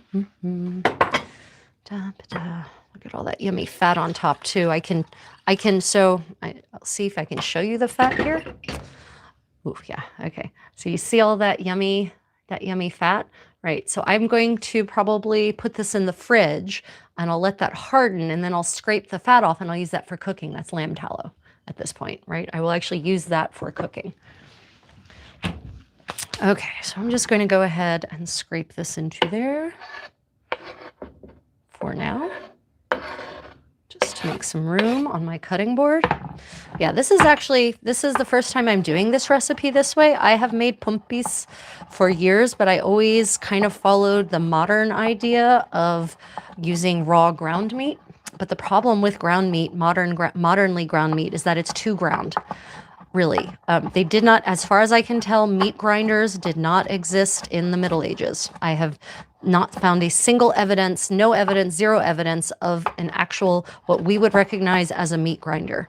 And anytime, once I really started delving more deeply into these cookbooks, anytime I have seen meat called for that needs to be in fine pieces, then it is, it's chopped finely with a knife if it's raw, or if it's cooked, it's just chopped finely with a knife. It's all knife work. And if you think about that, it's, as I've discovered, it's much easier to chop cooked meat small, red meat anyway, cooked meat small, I mean any meat now that I think about it. It's much easier to chop cooked meat small and get it nice and fine than it is to chop raw meat with a knife small and get it nice and fine. So that makes total sense to me.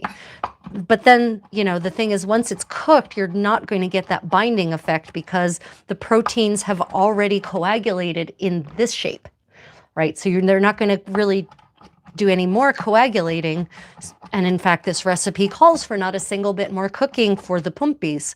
So then we have to ask ourselves, well, how is this thing going to stick together? So we're going to find out. We are going to find out how it sticks together without any more heat or egg or any other kind of binder than the ingredients that are in it. Okay.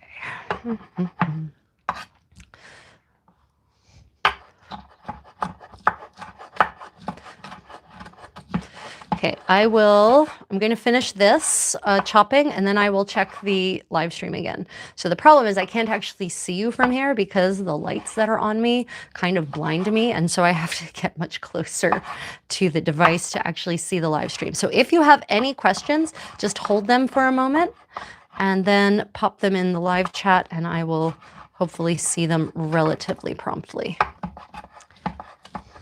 Now this was leg of lamb, boneless leg of lamb. So, this is a specific cut of meat that actually has, in some places, more connective tissue than others. And this last little gobbet that I am now processing is absolutely one of them. As I can feel, there's a little more resistance in spots where that connective tissue specifically is. But I will say that boiling it has definitely broken that connective tissue down pretty significantly, which means that probably in my broth there should be some nice collagen as well. Collagen is very good for your joints and your skin, by the way. And one of the most bioavailable forms of it is not a powder in a can, but as part of your food.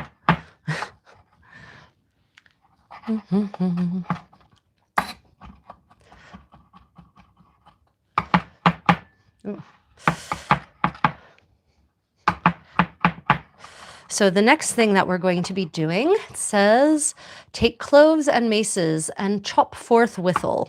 So that wants you to basically chop the spices into that. And so I'm actually going to go ahead and grind. So we grind our spices fresh, right? We're not going to chop the spices into this. We're going to grind them and then add them in. Now that's an assumption on my part, right? Because it doesn't say to grind them, but it never says to grind them.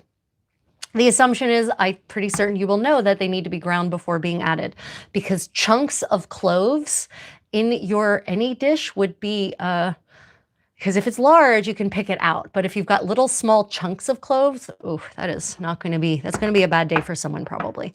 So we're going to go ahead and grind our cloves, and I'm going to put, considering that we have about 1.5 pounds of lamb here, I'm going to go ahead and put in like 4 cloves. I don't want overpowering cloves.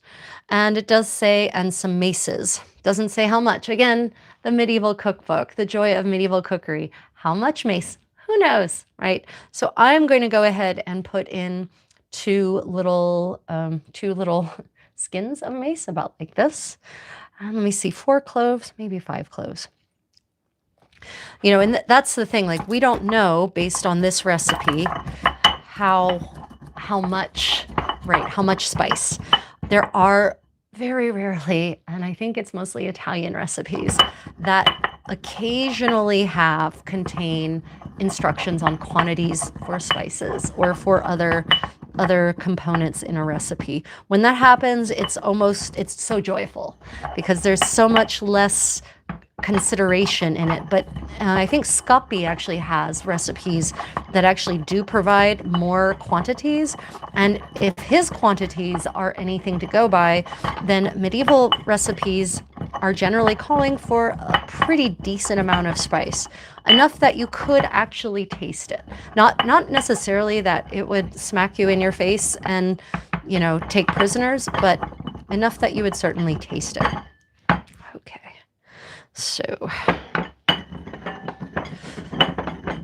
my cutting board, being natural, is slightly bent, so I'm transferring to the counter to get a better purchase on it.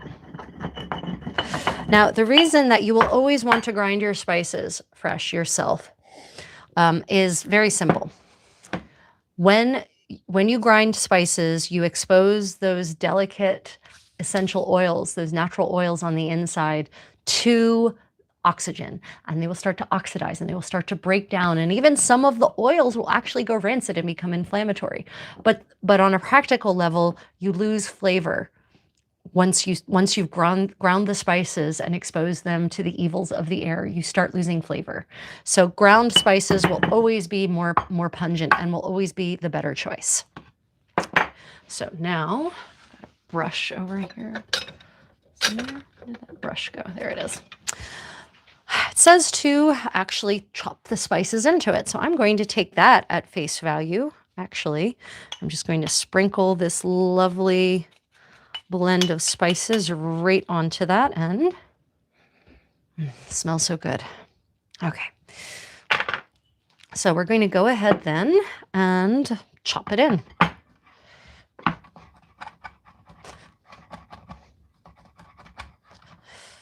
So nice. Some of you were asking about my finger. It's almost all healed. There's still something weird, a little bit of rash still beneath the skin, but otherwise it mostly seems to be doing much better. Okay, let me go ahead and check the comments for questions. I'm still convinced that these recipes were the medieval equivalent of spice to taste. 100%. 100%. But also, I mean, there's spice to taste, but there's also a range that would have been acceptable and a range that would have been either considered too much, probably, but also I think there's a range where it would have been considered too little, right? These are expensive spices. So my theory is that you definitely want your guests to know that the spices are here. We're not talking, we don't want it to be subtle hints of moss. We want it to be cloves and mace. You want your guests to know that you can afford to include these very expensive imports from a very, very far away, almost mythical land, right? Ceylon. I'm talking about Ceylon. So, you know, yes, it is spice to taste for certain in many ways, but there, like the debate in the historical cooking circle has always been circles has always been, what is the range that would have been acceptable? You know, I recently attended an event where I thought no spices had been used because too little had been used in a misguided attempt to suit modern tastes. And I instructed my cook for the next one, I want to taste spices. I don't need to be knocked unconscious by the spices, but I do want to know they're there. So yeah. It's the question, the infinite question is always, what is the range? Which is why it's nice when we get the occasional recipe that actually provides some range, that gives us an idea. Oh, well, an ounce of cinnamon in this kind of recipe seems to be acceptable. An ounce is actually a lot, you would think, right? For instance. But yeah, I mean, I think for certain, if you read recipes, there's a lot of to taste involved. And that's cooking, right? That's actually the art of cooking. The art of cooking is not following a recipe. The art of cooking is understanding how ingredients work together, in understanding food science, understanding the nature of what heat and cold does to any given substance, and being able to apply all of that, you know, understanding how flavors combine and how flavors affect each other. That's the art of cooking. The art of cooking is not following a recipe. And it wasn't, I didn't come up with that idea. Someone else pointed that out to me. I told them, well, you're a very good cook. They said, no, I'm good at following instructions. I couldn't cook a single dish without a recipe to save my life. And I said, oh, okay, I guess I get your point. Right? Whereas I'm an instinct cook. I have no problem with the vaguest set of instructions and putting something together, or no instructions and putting something together. Okay, so just giving it a smell because, yeah, I think we need some more. We need some more spice. I think we need about twice that much spice. I'm going to go ahead and grind up some more spice here. Okay, I'm going to check the comments again. Let me see. Can absolutely see there being trends for certain foods and certain spice blends that this could have held sway at different times. Absolutely, 100%. Yep, 100%, Twitchy. And again, if you had a question and you put a question in the chat, and I didn't answer it, please pop it in again. I will get to it. You know, the problem is I'm trying to cook at the same time, and I don't have anyone moderating here to actually keep me apprised of questions that I should answer as they come in. So it's always a balance between trying to maintain contact with you all through the live chat and actually doing the thing. And again, because of the bright lights that are glaring at me right now for proper YouTube friendly lighting, yeah, I can't see very well. Everything is kind of misty in this direction, shall we say. Oh gosh, I don't know about you all, but I love the smell of freshly ground spices. Just, oh, this whole kitchen smells great. I've got the hints of wine floating from the wine almond milk. Freshly ground spices. Okay, I'm going to go ahead and add that in again. That little bit freshly paintbrush is what I use to extract my spices from my mortars. And it is, I mean, it's absolutely 100% possible that in a medieval, and likely in a medieval kitchen, they had brushes, pastry brushes, whatever. So this is I find one of the best ways to get, but the best way to get, because of course there's all the oils now on the residue. So what I think I'm actually going to do, therefore, is I'm going to go ahead and put my almond milk in there. And this is a technique that the Ménager de Paris, the Goodman of Paris, actually recommends. He says if you're going to, if you need to ground spices and you need your mortar and pestle for something else, like grinding breadcrumbs, he says grind your spices first, then grind your breadcrumbs into the pre-spiced mortar, and the breadcrumbs will pick up the oils that are left over from grinding your spices. So to my mind, the same thing can apply to a liquid like almond milk, right? So I can go ahead and add my almond milk. Like maybe I should have ground my spices first. I should have. Damn it. Okay, next time on Cooking with the Contessa, I would grind my spices first, and then I would grind the almonds for the almond milk in that container, in that mortar. And then the almonds will pick up all of the oils from those spices. So since I wasn't clever enough to do that, damn it, I've go ahead and put the almond milk into my mortar in which I've just ground my spices, and then that will pick up the rest of those lovely spices and incorporate that into the sauce. Aha. Even though there's no spices mentioned, it'll be a very subtle flavor.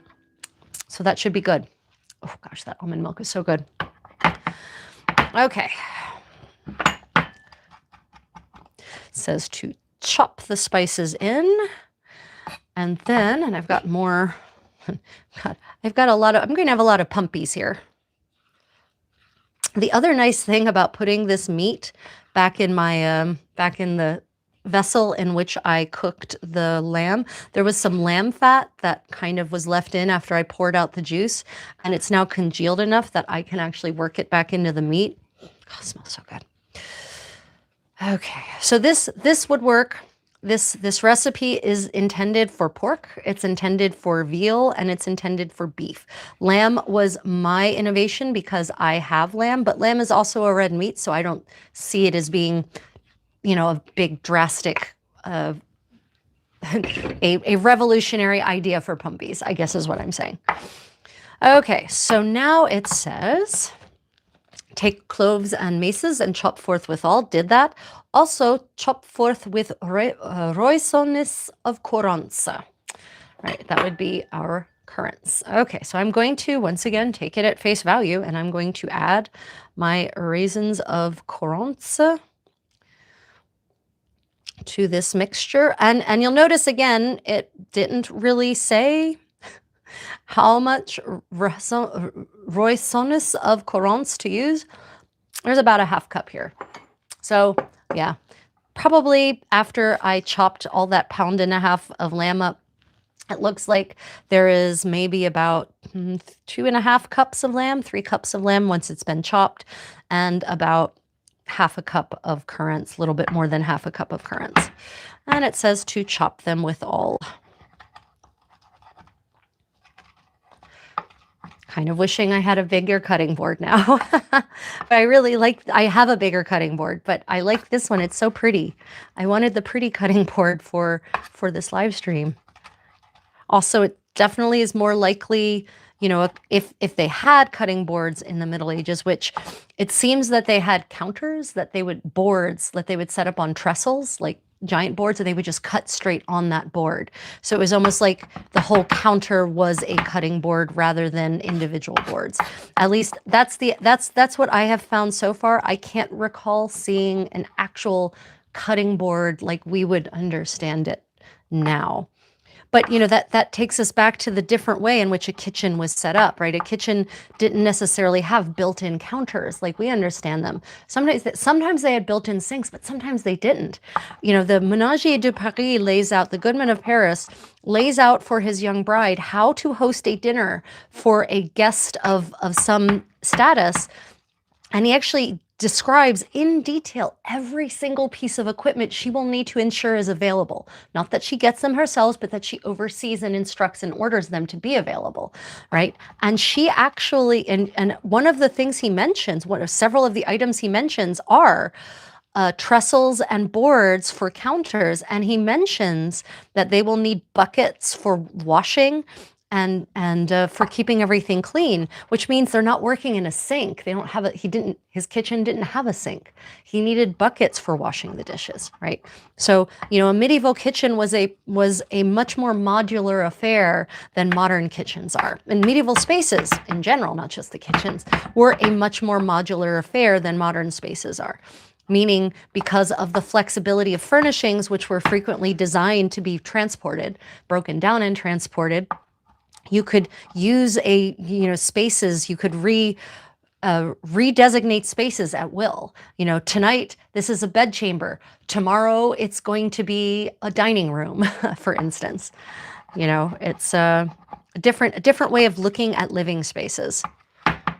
Our living spaces are now almost so permanently fixed in the furnishings, but also in the built-in furnishings, cabinets that are now built in that didn't used to be built in, counters that are now built in that didn't used to be built in, closets, same idea, right? That's a very modern view of living spaces.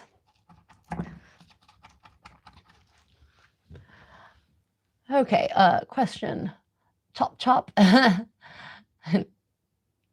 me see. Remember, add more raisins than before. Yep, I did. Yep, I absolutely did. Definitely. The last time I did meatballs, which were not pumpies, they were different. They were actually made with raw lamb. Those I did not include enough raisins, and so they weren't quite as rich and moist as they should have been. I definitely added way more this time. Much higher ratio.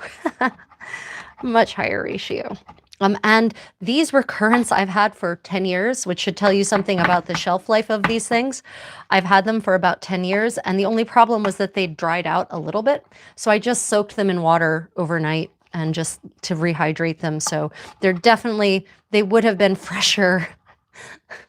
The raisins of Contessa that would have been available in 15th century England would have been fresher than my 10-year-old currants. Despite having to come all the way from Corinth, possibly. I'm not certain where else they may have been produced in that era. They still would have not taken 10 years. Yeah, but I mean, you know, that's the beauty of dried fruit. A lot of dried fruit, as long as it is kept dry and in a dark space, it will be fine. You know, like I have these yummy figs here, these black mission figs. I don't know how long they've been there, but they're still fine.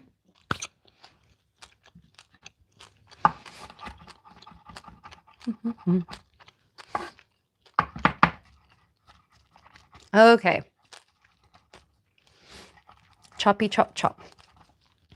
Right. Okay, so let's see. Raisins. Okay, then take them and roll them as round as thou may, like small pelletis, 2 inches about. 2 inches around. Okay. So I'm actually going to not use the blade side of my knife as a bench scraper. Bad Contessa, no biscuit. Yeah. For those who don't know, don't use the blade side of your knife as a bench scraper unless you enjoy dull knives. You can absolutely use the backside of your knife as a bench scraper. I do all the time. But if you use the blade side of your knife as a bench scraper, you're going to end up with a dull blade. So don't do that. Bad plan.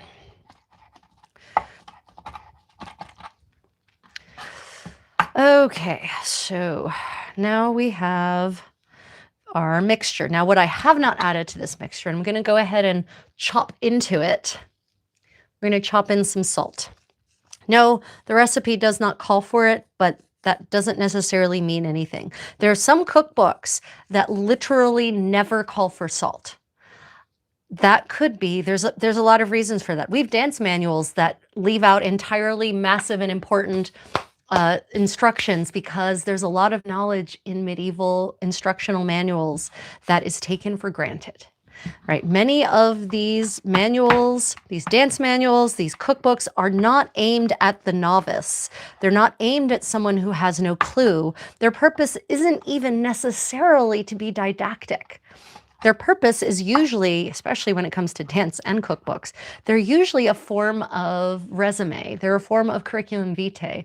They're a way of saying to the prince, look, here's what I can do for you. Hire me to do this for you. Hire me to make these amazing dishes for you. Hire me to teach you these dances. Right. So the purpose, that's another thing we have to consider when we're interpreting medieval sources, is the originally intended purpose, not what we might want to use it for modernly, i.e. to teach us to cook and to dance, as though coming from a perspective of, I've never seen this food, I've never seen these dances. No, no, no. These sources were aimed at people who, one, probably had either seen the food or at least eaten something very close to it at some point in their lives. Same thing with the dances. And two, who, you know, if it's a cook, they understand the basics of cooking. They know that you just add salt to things, for instance. And especially at a cookbook at this level, like almond milk was a luxury item, especially in Northern Europe where almond trees don't necessarily grow. So, you know, I would never ever say that the average, you know, farm laborer would have access to almond milk. No, I don't mean that. On Ember days, they just went without butter and cheese, probably. But, you know, and that's why you know, a cookbook aimed at that level of society, so a cookbook involving almond milk is automatically aimed at a certain socioeconomic strata, right? They are going to assume that, you know to add certain things and to do certain things, which is why these recipes can be frustrating to recreate sometimes. So all of that is to say, I'm going to go ahead and add the salt now. Now, they definitely served salt at table. All instructions I've ever found for medieval dining, for medieval etiquette, for setting the table, for how to eat properly, right? All of them reference salt cellars heavily. They reference the etiquette around salt, around salting your food, around how to lay the table, how to put out the salt cellar. So it is very clear that at a well-heeled table, salt would have been present. Yeah. And I think people have to realize that by the Middle Ages, salt was, depending on where you lived, salt was or was not necessarily as luxury as an item as in other places. You know, if you lived on the seashore in a sunny place, salt was not that luxury of an item. There, to this day, in Alicante, Spain, there's entire beaches that are just salt licks. You know, for the people living there near there, salt was not a luxury item. So that's why that's one of the reasons I always harp on the idea that the Middle Ages is not a monolith, right? Europe is not a monolith. The 1,000 years of the Middle Ages is not a monolith. So when people say, oh, well, salt was always as expensive as gold. No, depended on where you lived, right? Okay, let me see. Yeah, so let me question time. Let me see. Do you think that the other nuts might have been included into the almond milk like hazelnuts? I know I keep asking, but I don't think it could have included more. No, I'm sorry if this is the first time I'm seeing the question. Okay, there are references to certain other nut milks. Walnuts, for instance, seem to have been used. So for instance, right, okay, so there's the good point. So if you're in Northern Europe where walnut trees are more prominent, for instance, then walnut milk would have been a more likely option. Hazelnuts, I have not seen any reference to hazelnut milk. That doesn't mean that it wouldn't be possible or that it wasn't done. Walnut milk, I have seen evidence of walnut milk for certain in terms of other nut milks. I have not seen hazelnut, or trying to think of other common nuts that are actually European and not pistachio. Pistachio would have also been, oh my God, highly luxury item. And I can't think of pistachios in any recipes I have seen. Yeah, so I have seen walnut milk for certain. Hazelnut, I have not seen any references to hazelnut milk, and I don't know why that would be. I'm not certain. Do hazelnuts maybe not aren't milked as easily? I don't know. I don't like hazelnuts, so I don't care about them so much. I don't know as much about their properties. Love walnuts though. Okay, let me go back and check some other questions. Let me see.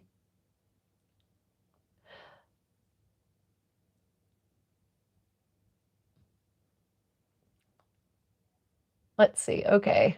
15th century England. Yes, so this recipe, this ensemble is 15th century English. This recipe is 15th century English for people who are wondering.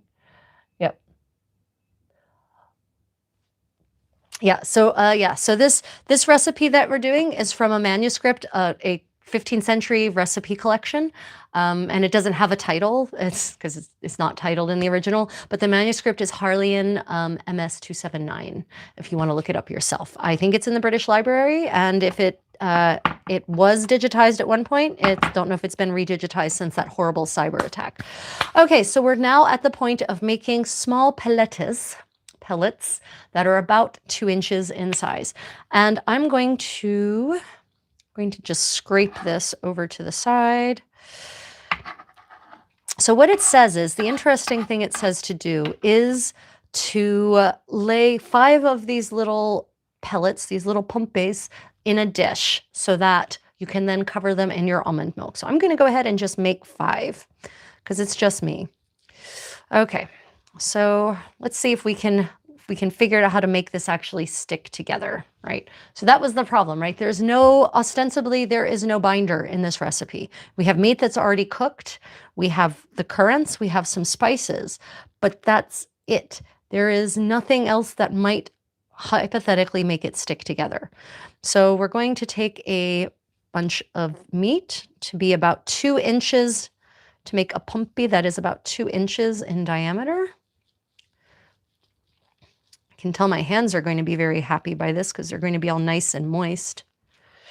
So hypothetically, it will have to be pretty compact to make it stick together.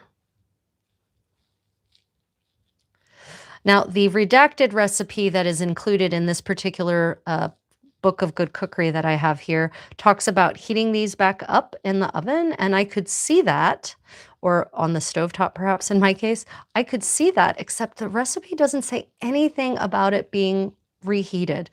I think the medieval relationship with foods being super duper hot or not is just different than our modern relationship. Now, what does happen though is that once we make the sauce is hot, and the sauce goes on it pretty much immediately. Okay, so here is a pumpy, about 2 inches-ish, and it's relatively solid, but I can tell it's not going to stay super together. But I don't think that's the point on this one. So if you made this with raw meat, this would be something you could then, raw meat that you chopped or ground, then this would be something you can make in large quantities, freeze, and then this would be good finger food for an event. But I can tell that if, this is not meant to be, this shouldn't get a lot of abuse and jostling before it's time to eat it, which is why the recipe says take 5 of them, put them in a dish, and pour your pottage thereon. Okay, so I'm just going to make it and put it straight into the dish. Like so.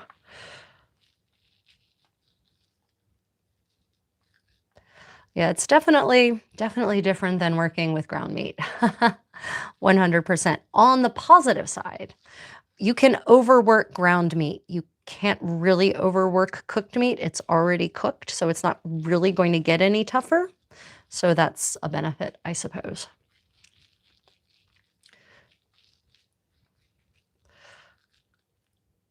Okay, pumpy 2.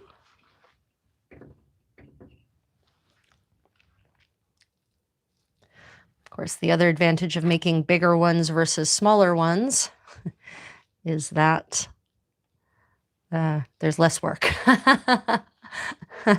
It's always more work to make a lot of little meatballs than it is to make a lot of, or the same amount of meat but big meatballs.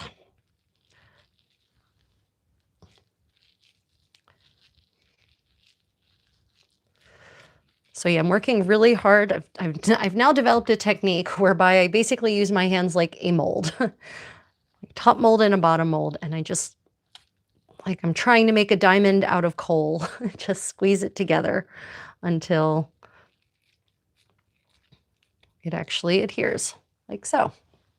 Okay, getting better at this, so it seems that my pumpies are developing more structural integrity. As I said, this is the first time I have made this recipe in this way, with actual cooked meat instead of raw meat. Definitely more challenges with the cooked meat in terms of convincing it to be a thing. But I really feel like the raisonness of Coranza are your Corinthian currants, your raisins of Corinth are very, very important in helping it adhere, because I can tell that, especially now that it's been chopped and kind of the sugary inside has been exposed, that it is playing a part in, it is acting in a certain way like a binder, which is probably why you chop the raisins into it. Chop forth with roisonus of Coranza, right? That's why you chop them together, so that you expose the moister, softer innards, and that actually acts like a kind of glue. Now, obviously, a cook who prepares this with some sort of regularity will probably move more quickly than I have, and have the technique down for, making your pompe. I am, as always with medieval recreationism, I'm reinventing the wheel, right? As you know, and that's the other thing. Someone who would have looked at this recipe, had they actually seen the manuscript, they would be familiar with the dish, most likely. Maybe this one specifically may have been new, but they would have had a basic understanding of what it was going for. Whereas we have to, fill in a lot of blanks, actually. Wow. So interestingly, I'm just going to include the rest of it. It seems that this recipe makes about 5 very unevenly sized pumpies. 1.5 pounds makes 5. Yeah, I guess 1.5 pounds of meat plus about half a cup of currants yields about 5 of these things. So don't just take 5 of them and lay them in a dish. Take all of them, which happens to be 5, and lay them in a dish. Squish. There's got to be some kind of benefit from the tallow, the lamb's fat, kind of, that might be soaking into my hands, plus the juices from the soaked currants. Smells good anyway. Okay. Pumpy. Go ahead and put this in. Okay, I'll just show you how I've laid them in. I'm gonna have to wash that off now. Here's how I have laid them in my dish. As it says, lay them in a dish. This is a dish. Okay, so we're now to the almond milk sauce, right? So the final step for the almond milk sauce, and I'm actually going to be able to get quite a bit more almond milk out of this mash that I have here. But for now, I'm just going to put that here. Okay, so for the almond milk sauce, it says, let me see. Make a good almond milk, which we did. Lay it with flour of rice and lay it to boil a while. Okay, so make almond milk, we did. And then it says to mix it with rice flour. Rice flour. Now that might be a very interesting ingredient for some of you. I'm confident that many of you think that rice was not something present in medieval Europe. How many of you think that? You're wrong. Rice was a very common component of medieval cuisine. It just wasn't necessarily eaten the way a lot of rice is eaten now, especially in Asia. In Asia, rice is eaten where you have a saucy thing, like a curry or a stir fry or a soup, and you got the rice separately, and you might combine them bite by bite. Or if it's thick enough, you might pour the saucy thing, like a curry, on top of the rice. But in medieval Europe, they had rice dishes, like blancmange, for instance. But rice flour was it's a very common binder. There are two very common binders that I've observed across the centuries of the Middle Ages and across geographies. Breadcrumbs are a very common binder, but then if it's not going to be breadcrumbs, generally it's rice flour, not wheat flour. Why would that be? Wheat flour is a luxury item in medieval Europe. I know, that's hard for us to believe, right? Wheat flour is now like the junk flour of the Western world, especially in the United States. It's refined, it's bleached, blah, blah, blah. But in the Middle Ages, wheat was a luxury item, and white flour was an extra luxury item. So you wouldn't probably just thicken your sauces with it. Rice flour, on the other hand, may or may not have been so luxury because rice was grown in Italy, actually. So rice flour seems to be much more common for thickening sauces. Rice flour will also thicken your sauces differently than wheat flour will. Like, not all starches are interchangeable, not all flours are interchangeable for thickening of sauces. There are different properties there. But the problem with our recipe is, again, take almond milk. Well, how much? And lee it with flour of rice. How much? We don't know. So we're going to have to guess. Now I'm going to utilize some of my understanding of modern cuisine, and roughly this much flour to this much liquid usually gives you a sauce. And remember, it says here, look that it be clean renning, look that it be clean running, look that it flow freely, right? So it should be thick, but it shouldn't be so thick that probably you could like spoon it and slop it on your plate and it would hold its shape, right? So they want it to be a thickened sauce, but still one that flows. So those are all things to keep in mind when you're thinking about how much flour you're going to add to your dish. And I was thinking this to myself before we started. I still needed to get out the flour, so let me go fetch out my rice flour. Okay. I'm going to put it into a pretty dish so it doesn't look all garbagey and too terribly ugly. Trying to keep the setup as pretty as possible for you all, of course. Okay, so I'm not going to need much. Oh, well, that's way more than I need. Okay, I'm not going to really need much. A tablespoon for a cup of the milk might work, but we're going to experiment with this a little bit. So no, we're not, because we can't. Why can't we? So here's why we can't. Because the recipe says that you should mix your almond milk and flour first and then bring it to a boil. So we're gonna see what happens. So I'm going to go ahead and add my now spice-infused almond milk to the bowl. And there's a little bit of almond milk left from the mortar and pestle where the little baggie continued to drain, as I knew it would. And now we will add our flour to this. Now, the reason in general that you should always bind a cold starch, any starch with a cold liquid, is because you want it to distribute in the liquid before the starches actually cook, before they thicken, before the proteins are released from the starch. Because if you add a starch to a liquid that's already boiling, you're going to end up with starch dumplings, basically. You're going to end up with starch lumps. Whereas in the cold, in a cold or not hot liquid, doesn't have to be cold, just not hot. In a not hot liquid, the starch will just it will dissolve-ish into the liquid and distribute. But it will also settle back out again if you don't eventually actually end up cooking it. Ooh, yes, medieval spoon for the win. Replica medieval spoon. This is a replica of a 15th century spoon, extant 15th century spoon. You can see the lady's head on the end. Notice how much bigger this, how the interesting teardrop shape, different from modern spoons, and how very deep the bowl is, right? Okay, so I'm just gonna go ahead and put in one tablespoon, basically. I'm just gonna mix it in. And then I'm going to heat this up. Now this is another clay pot. I know this one is much more modern, but it's still a clay pot. Still a clay pot, still trying to achieve similar effects to the equipment medieval kitchens would have had. We do know that they did have cast iron pots, but we also know cooking manuals will actually say not to use metal pots with acidic things. They knew that was bad. Even they had figured that out, right? That it was not a good thing to have a metal pot and an acidic thing. Now, almond milk is not acidic, but this almond milk is, because it has wine in it. So again, don't want to use a metal pot.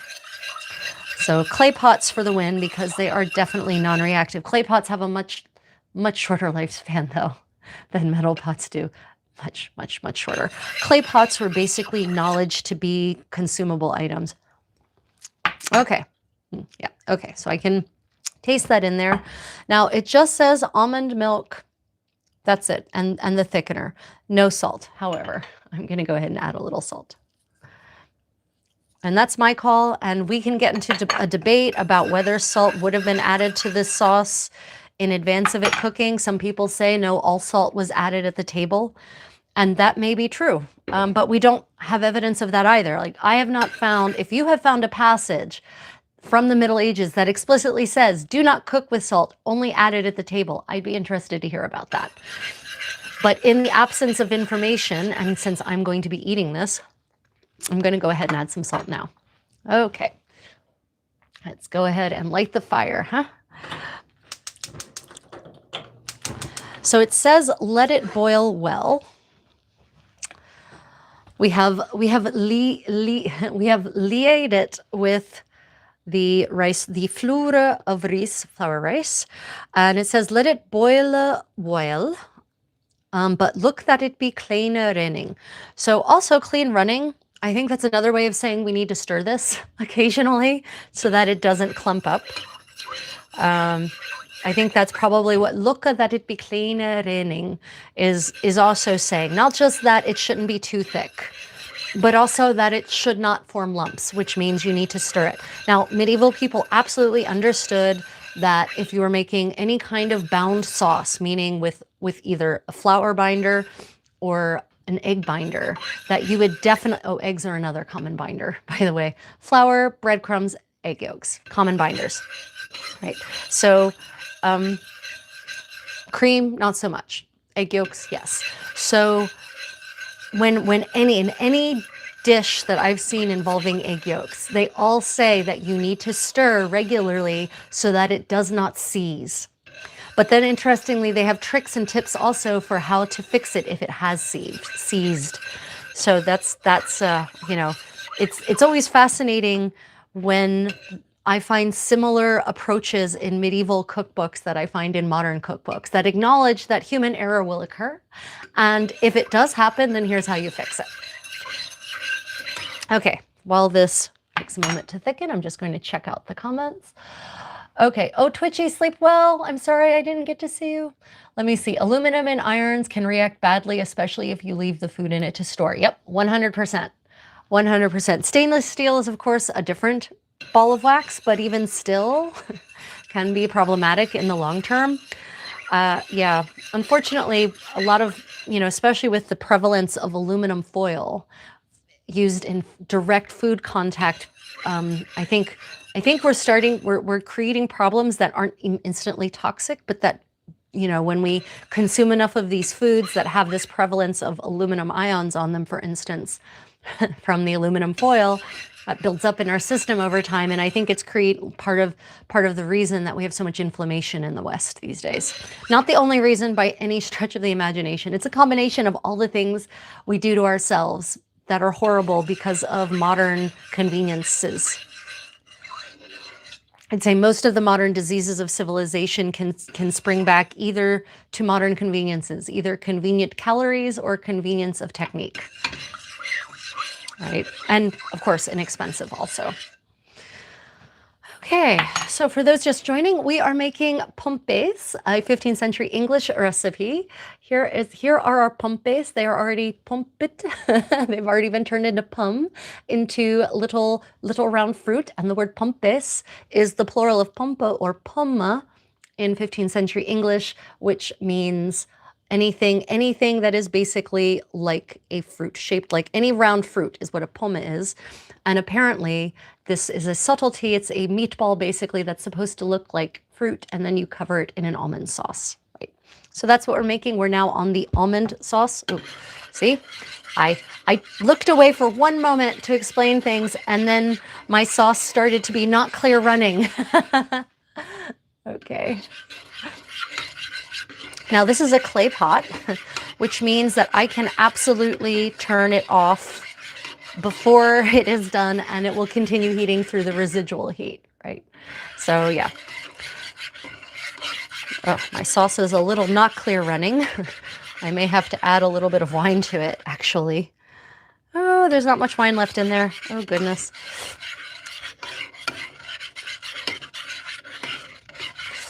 Okay, so... gosh, that smells good. I almost did a big bad. I almost grabbed this clay pot to show it to you. Do not grab clay pots by your bare hands. You need protection because they are going to be very, very hot indeed. So I'm going to grab some protection. Okay. So there is our sauce, and now I'm going to go ahead and put it over our pompes. I'll put it here on this cutting board. Oh gosh, it smells so good. And yeah, I'm actually, because this sauce is so hot, I don't think I will necessarily need to reheat my pompes for them to be warm. Now, remember, the original recipe says that you can, if you wish, you can garnish these with a lovely little red flower of a very specific kind to France and England. It is, however, early January in Korea. There are no flowers to be found out and about, and there are, I'm not certain that I would probably not want any flowers from a florist. Remember, you don't, if you're going to use flowers in garnish, make sure they're edible, make sure they haven't been coated in pesticides, right? Yeah. Don't just go to the floral shop, grab a bouquet of flowers and think you can just use those to garnish your food, because a lot of florist flowers are generally ecologically very unsustainable. Okay. Well, everyone, there are our puppies. Look at that. Doesn't that look good? Oh, looks so good. I'm sorry I don't have any flowers to show you. Actually, this cookbook, so just so you know, this is, I think you can still purchase this book, maybe. This was by a member of the SCA, 2 members of the SCA, and it's called A Book of Good Cookery. And they have a website, the Book of Good Cookery, or the Site of Good Cookery, something like that. If you look it up, you'll find it. It's a fantastic website, really is, for medieval cookery. And this is a really great little book. There's lots. What I love about this is a bunch of different medieval recipe sources combined together. So they've got a good overview of different kinds of pies, different kinds of meats, different kinds of, way to prepare vegetables. And what I love about it is that they provide the original recipe, then they provide their translation, and then they provide a modern redaction. So you can, if you want, just ignore their redaction and just work straight from the medieval recipe. So this is a really good starter book for those of you who are interested in getting into medieval cooking and you don't know yet if you want French food or Italian food or German food, and you don't speak foreign languages maybe. So yeah, A Book of Good Cookery. So there is a website, can highly recommend. Really, I really like their approach here. It's really excellent. So yeah, my point is that he says that when they make this, because they generally can't find flowers that are edible and safe, he says, first off, about that, a flos campi flower was a small red wildflower. used decoratively. We often avoid the problem of potentially toxic flours by making small flowers of candy, sugar paste, marzipan, etc., and putting that on top of the pumpkin. So you could make like a sugar paste flour or a marzipan flour, for instance, and put that on top, and that would probably be a really nice accompaniment. Okay, well, I am very happy. This looks really beautiful. I'm very happy how these turned out. I am shocked again that the pumpies are actually sticking together. They are adhering despite the fact that the meat was already cooked, and that there's no real binder. So I really feel like those currants are really performing a pretty key role here. Let me just rinse my fingers a little bit so I can scroll back up through my the chat without getting meat all over the device. Okay.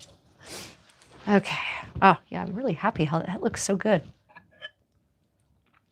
Oh, man. The almond milk with wine is super yum. It's super yummy. Okay.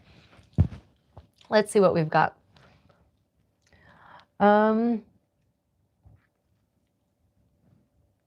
Okay, comments back. Here's some irony. Veterinarians use an aluminum spray directly on the open wounds of prized horses and show animals. This makes me think it's oxidation that causes more immediate harm. Oof.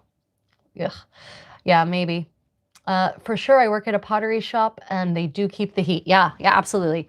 But clay pots, and that's the nice thing about, I mean, it's still warm now. the thing, if you cook with clay pots, you have to keep that in mind. If you want the thing to stop cooking, you have to remove it from the clay pot immediately, or it will keep cooking for a good long time. When I first started using medieval crockery, when I first started using medieval pots, right, to actually cook, of course, I had no idea. No one taught me. I was literally just experimenting. And if I thought about it, I probably would have realized, but I didn't think about it. And so I made a frumenti, which is basically a barley rice pudding. It's barley grain pudding. Really, really yummy. Pretty common dish, appears in lots of different cooking manuscripts from the 14th and the 15th century, and I think maybe even into the 16th century. And I made it, and of course it was perfect when I tasted it. And then I set the pot down and I walked away to go call everyone to come and eat. And by the time everyone was assembled and we sat down, it had burnt on the bottom layer because there was so much heat that it just kept cooking, and that's where it was. So yeah, if you're cooking with medieval crockery or modern pottery, but if it's crockery, then you need to pull the things out the second it's done. I mean, this sauce kept cooking, and it is now pudding, which is not a bad thing. It's just a fact. It's now pudding. Now, I could thin it out with a little bit of wine or water. That's no problem. It's not burnt. But you do sometimes end up with food that is burnt. And sometimes you'll end up with food that's overdone and not salvageable. So keep that in mind if you're cooking with medieval crockery. Yep. Oh gosh, Stargazer, it's been so long. You're at the end of the live stream though, Stargazers. If you're interested in seeing, we made pumpis. We made these beautiful 15th century meatballs. And if you're interested in seeing how we got to this point, you can watch the recording. But I was thinking about you the other day, Stargazer, and wondering where you'd been and how you were doing. So I'm glad you're back anyway for now. Let me see. Okay. So yeah, you live and learn. That's hilarious. Yep. Nope. So let me be honest, everyone. Part of I do what I do, this experimental archaeology, basically, this experimental living history, because I enjoy the adventure of exploration, right? I enjoy the excitement of exploration, of the learning process, of figuring things out myself. I enjoy the creative aspect as well, but part of the creative joy for me is the explorative aspect. Same thing when I travel. I like to go places with maybe a little clue about what there is there, but I prefer to get there and figure it out myself and learn as I go and explore and discover and uncover things. So that applies to I think that's my life. That is my attitude in life. Life is an exploratory adventure, and I'd rather learn it on my own than learn it from someone else. and I've always been that way. Is that the harder way to learn? Probably. But by the same token, I think the lessons I learn are more deeply seated because I fail along the way and I learn from those failures. I fail and then I recover and succeed the next time, for instance. So yeah. Learn by doing, baby. Learn by doing, which is not to say that experts are not a valuable part of our society. That is not what I mean at all. I just personally enjoy the stumbles as much as the smooth parts of the journey. Speaking of which, for those of you who are interested in cooking specifically, I'm going to, on my Travels with the Creative Contessa channel starting tomorrow, for most of you tomorrow, I will be starting a weekly travel cooking series where I will be cooking through and explaining various recipes, dishes that I have encountered in my travels and mastered myself through cooking them many, many times. Tomorrow, we will be making a delicious Korean dish called dak galbi, which is this amazing chicken that's marinated in a sweet and savory and spicy marinade with ginger and garlic. And then that's stir fried up with cabbage and rice tteokbokki, those chewy rice cakes, and Korean sweet potatoes and green onions. And then that is all, you eat a little bit of that, and then you take the leftovers and you stir fry that with rice and sesame oil. Oh, and they like to put mozzarella cheese on top. They do that in Korea, by the way. That wasn't a Western edition. So if you're interested in modern cooking, I will be doing modern travel cooking, as I call it, on my Travels with the Creative Contessa channel. Tomorrow morning, same time as when this one started, 11 a.m. Seoul time, 9 p.m. New York City time, and whatever that is in between. So if you are interested in modern cooking, but modern cooking from across the world, that will be on my Travels with the Creative Contessa channel. Tomorrow we'll be doing dak galbi, and I will of course explain, but as always, for me, it's all bound up in history, right? So I will explain the history of the dish. I'll explain which parts come from Joseon, which ones are innovations in Korean cuisine, for instance. So yeah, the history will follow me everywhere, but that will be on my Travels with the Creative Contessa channel. Okay, well everyone, it's late and I haven't eaten yet, except for that half of a date that I ate, or half of a fig that I ate earlier. So are there any questions or comments? I'm going to say I'm very happy how this turned out. It's amazing. So I will do a post about how it tastes afterwards and lessons learned, and share that with you all. But I think the general lessons learned are, get a giant mortar and pestle, and making almond milk the medieval way would be so much easier. And also, yeah, that's kind of the main lesson learned. Everything else actually went exactly as I hoped it would. Yeah, apparently you don't need a binder to make meatballs. Huh, funny that. Well, if you have enjoyed, please like and subscribe, and hit the notification bell and hit the all if you actually want to be notified when I do things like this. Otherwise, the algorithm will decide when you want to be notified. I would also like to thank my channel members and my patrons and all of those of you, my super chatters who leave tips in the chat. I appreciate your financial support, especially in these days when not everyone has that ability. And I'm very honored. And all of you who, Stargazer, Susan, Haas, all of you who are just kind of there regularly, Kevin and Jim, newer members of the community who are just there in the chat participating and supporting me in that way. I love this community that we're building, and I'm very privileged to have you all here with me. Yep. Oh, show the book again? Okay, sorry. Book of Good Cookery. Apparently Ryan is out there somewhere. Yeah, Book of Good Cookery. This is available on goodcookery.com. Gode Cookery, Godecookery, goodcookery.com. It's a fantastic website, can highly recommend it. And James Matter and Tammy Crawford are the people who actually composed this. Yeah, Book of Good Cookery. Fantastic book to have in your collection. Okay, everyone, if you had questions and I didn't answer them, it's not because I was avoiding them, it's because sometimes the chat moves quickly. Pop them in the comments. I will see them and I will answer them. Also, those of you watching as a recording, again, if you have questions, I do answer. I'm always on top of comments and questions on my YouTube channel. Until next time, everyone, may your adventures be tasty and creative. And I hope to see many of you tomorrow on Travels with the Creative Contessa when I show you how to make one of the most scrumptious Korean dishes in the modern world, dak galbi. Until next time, guys.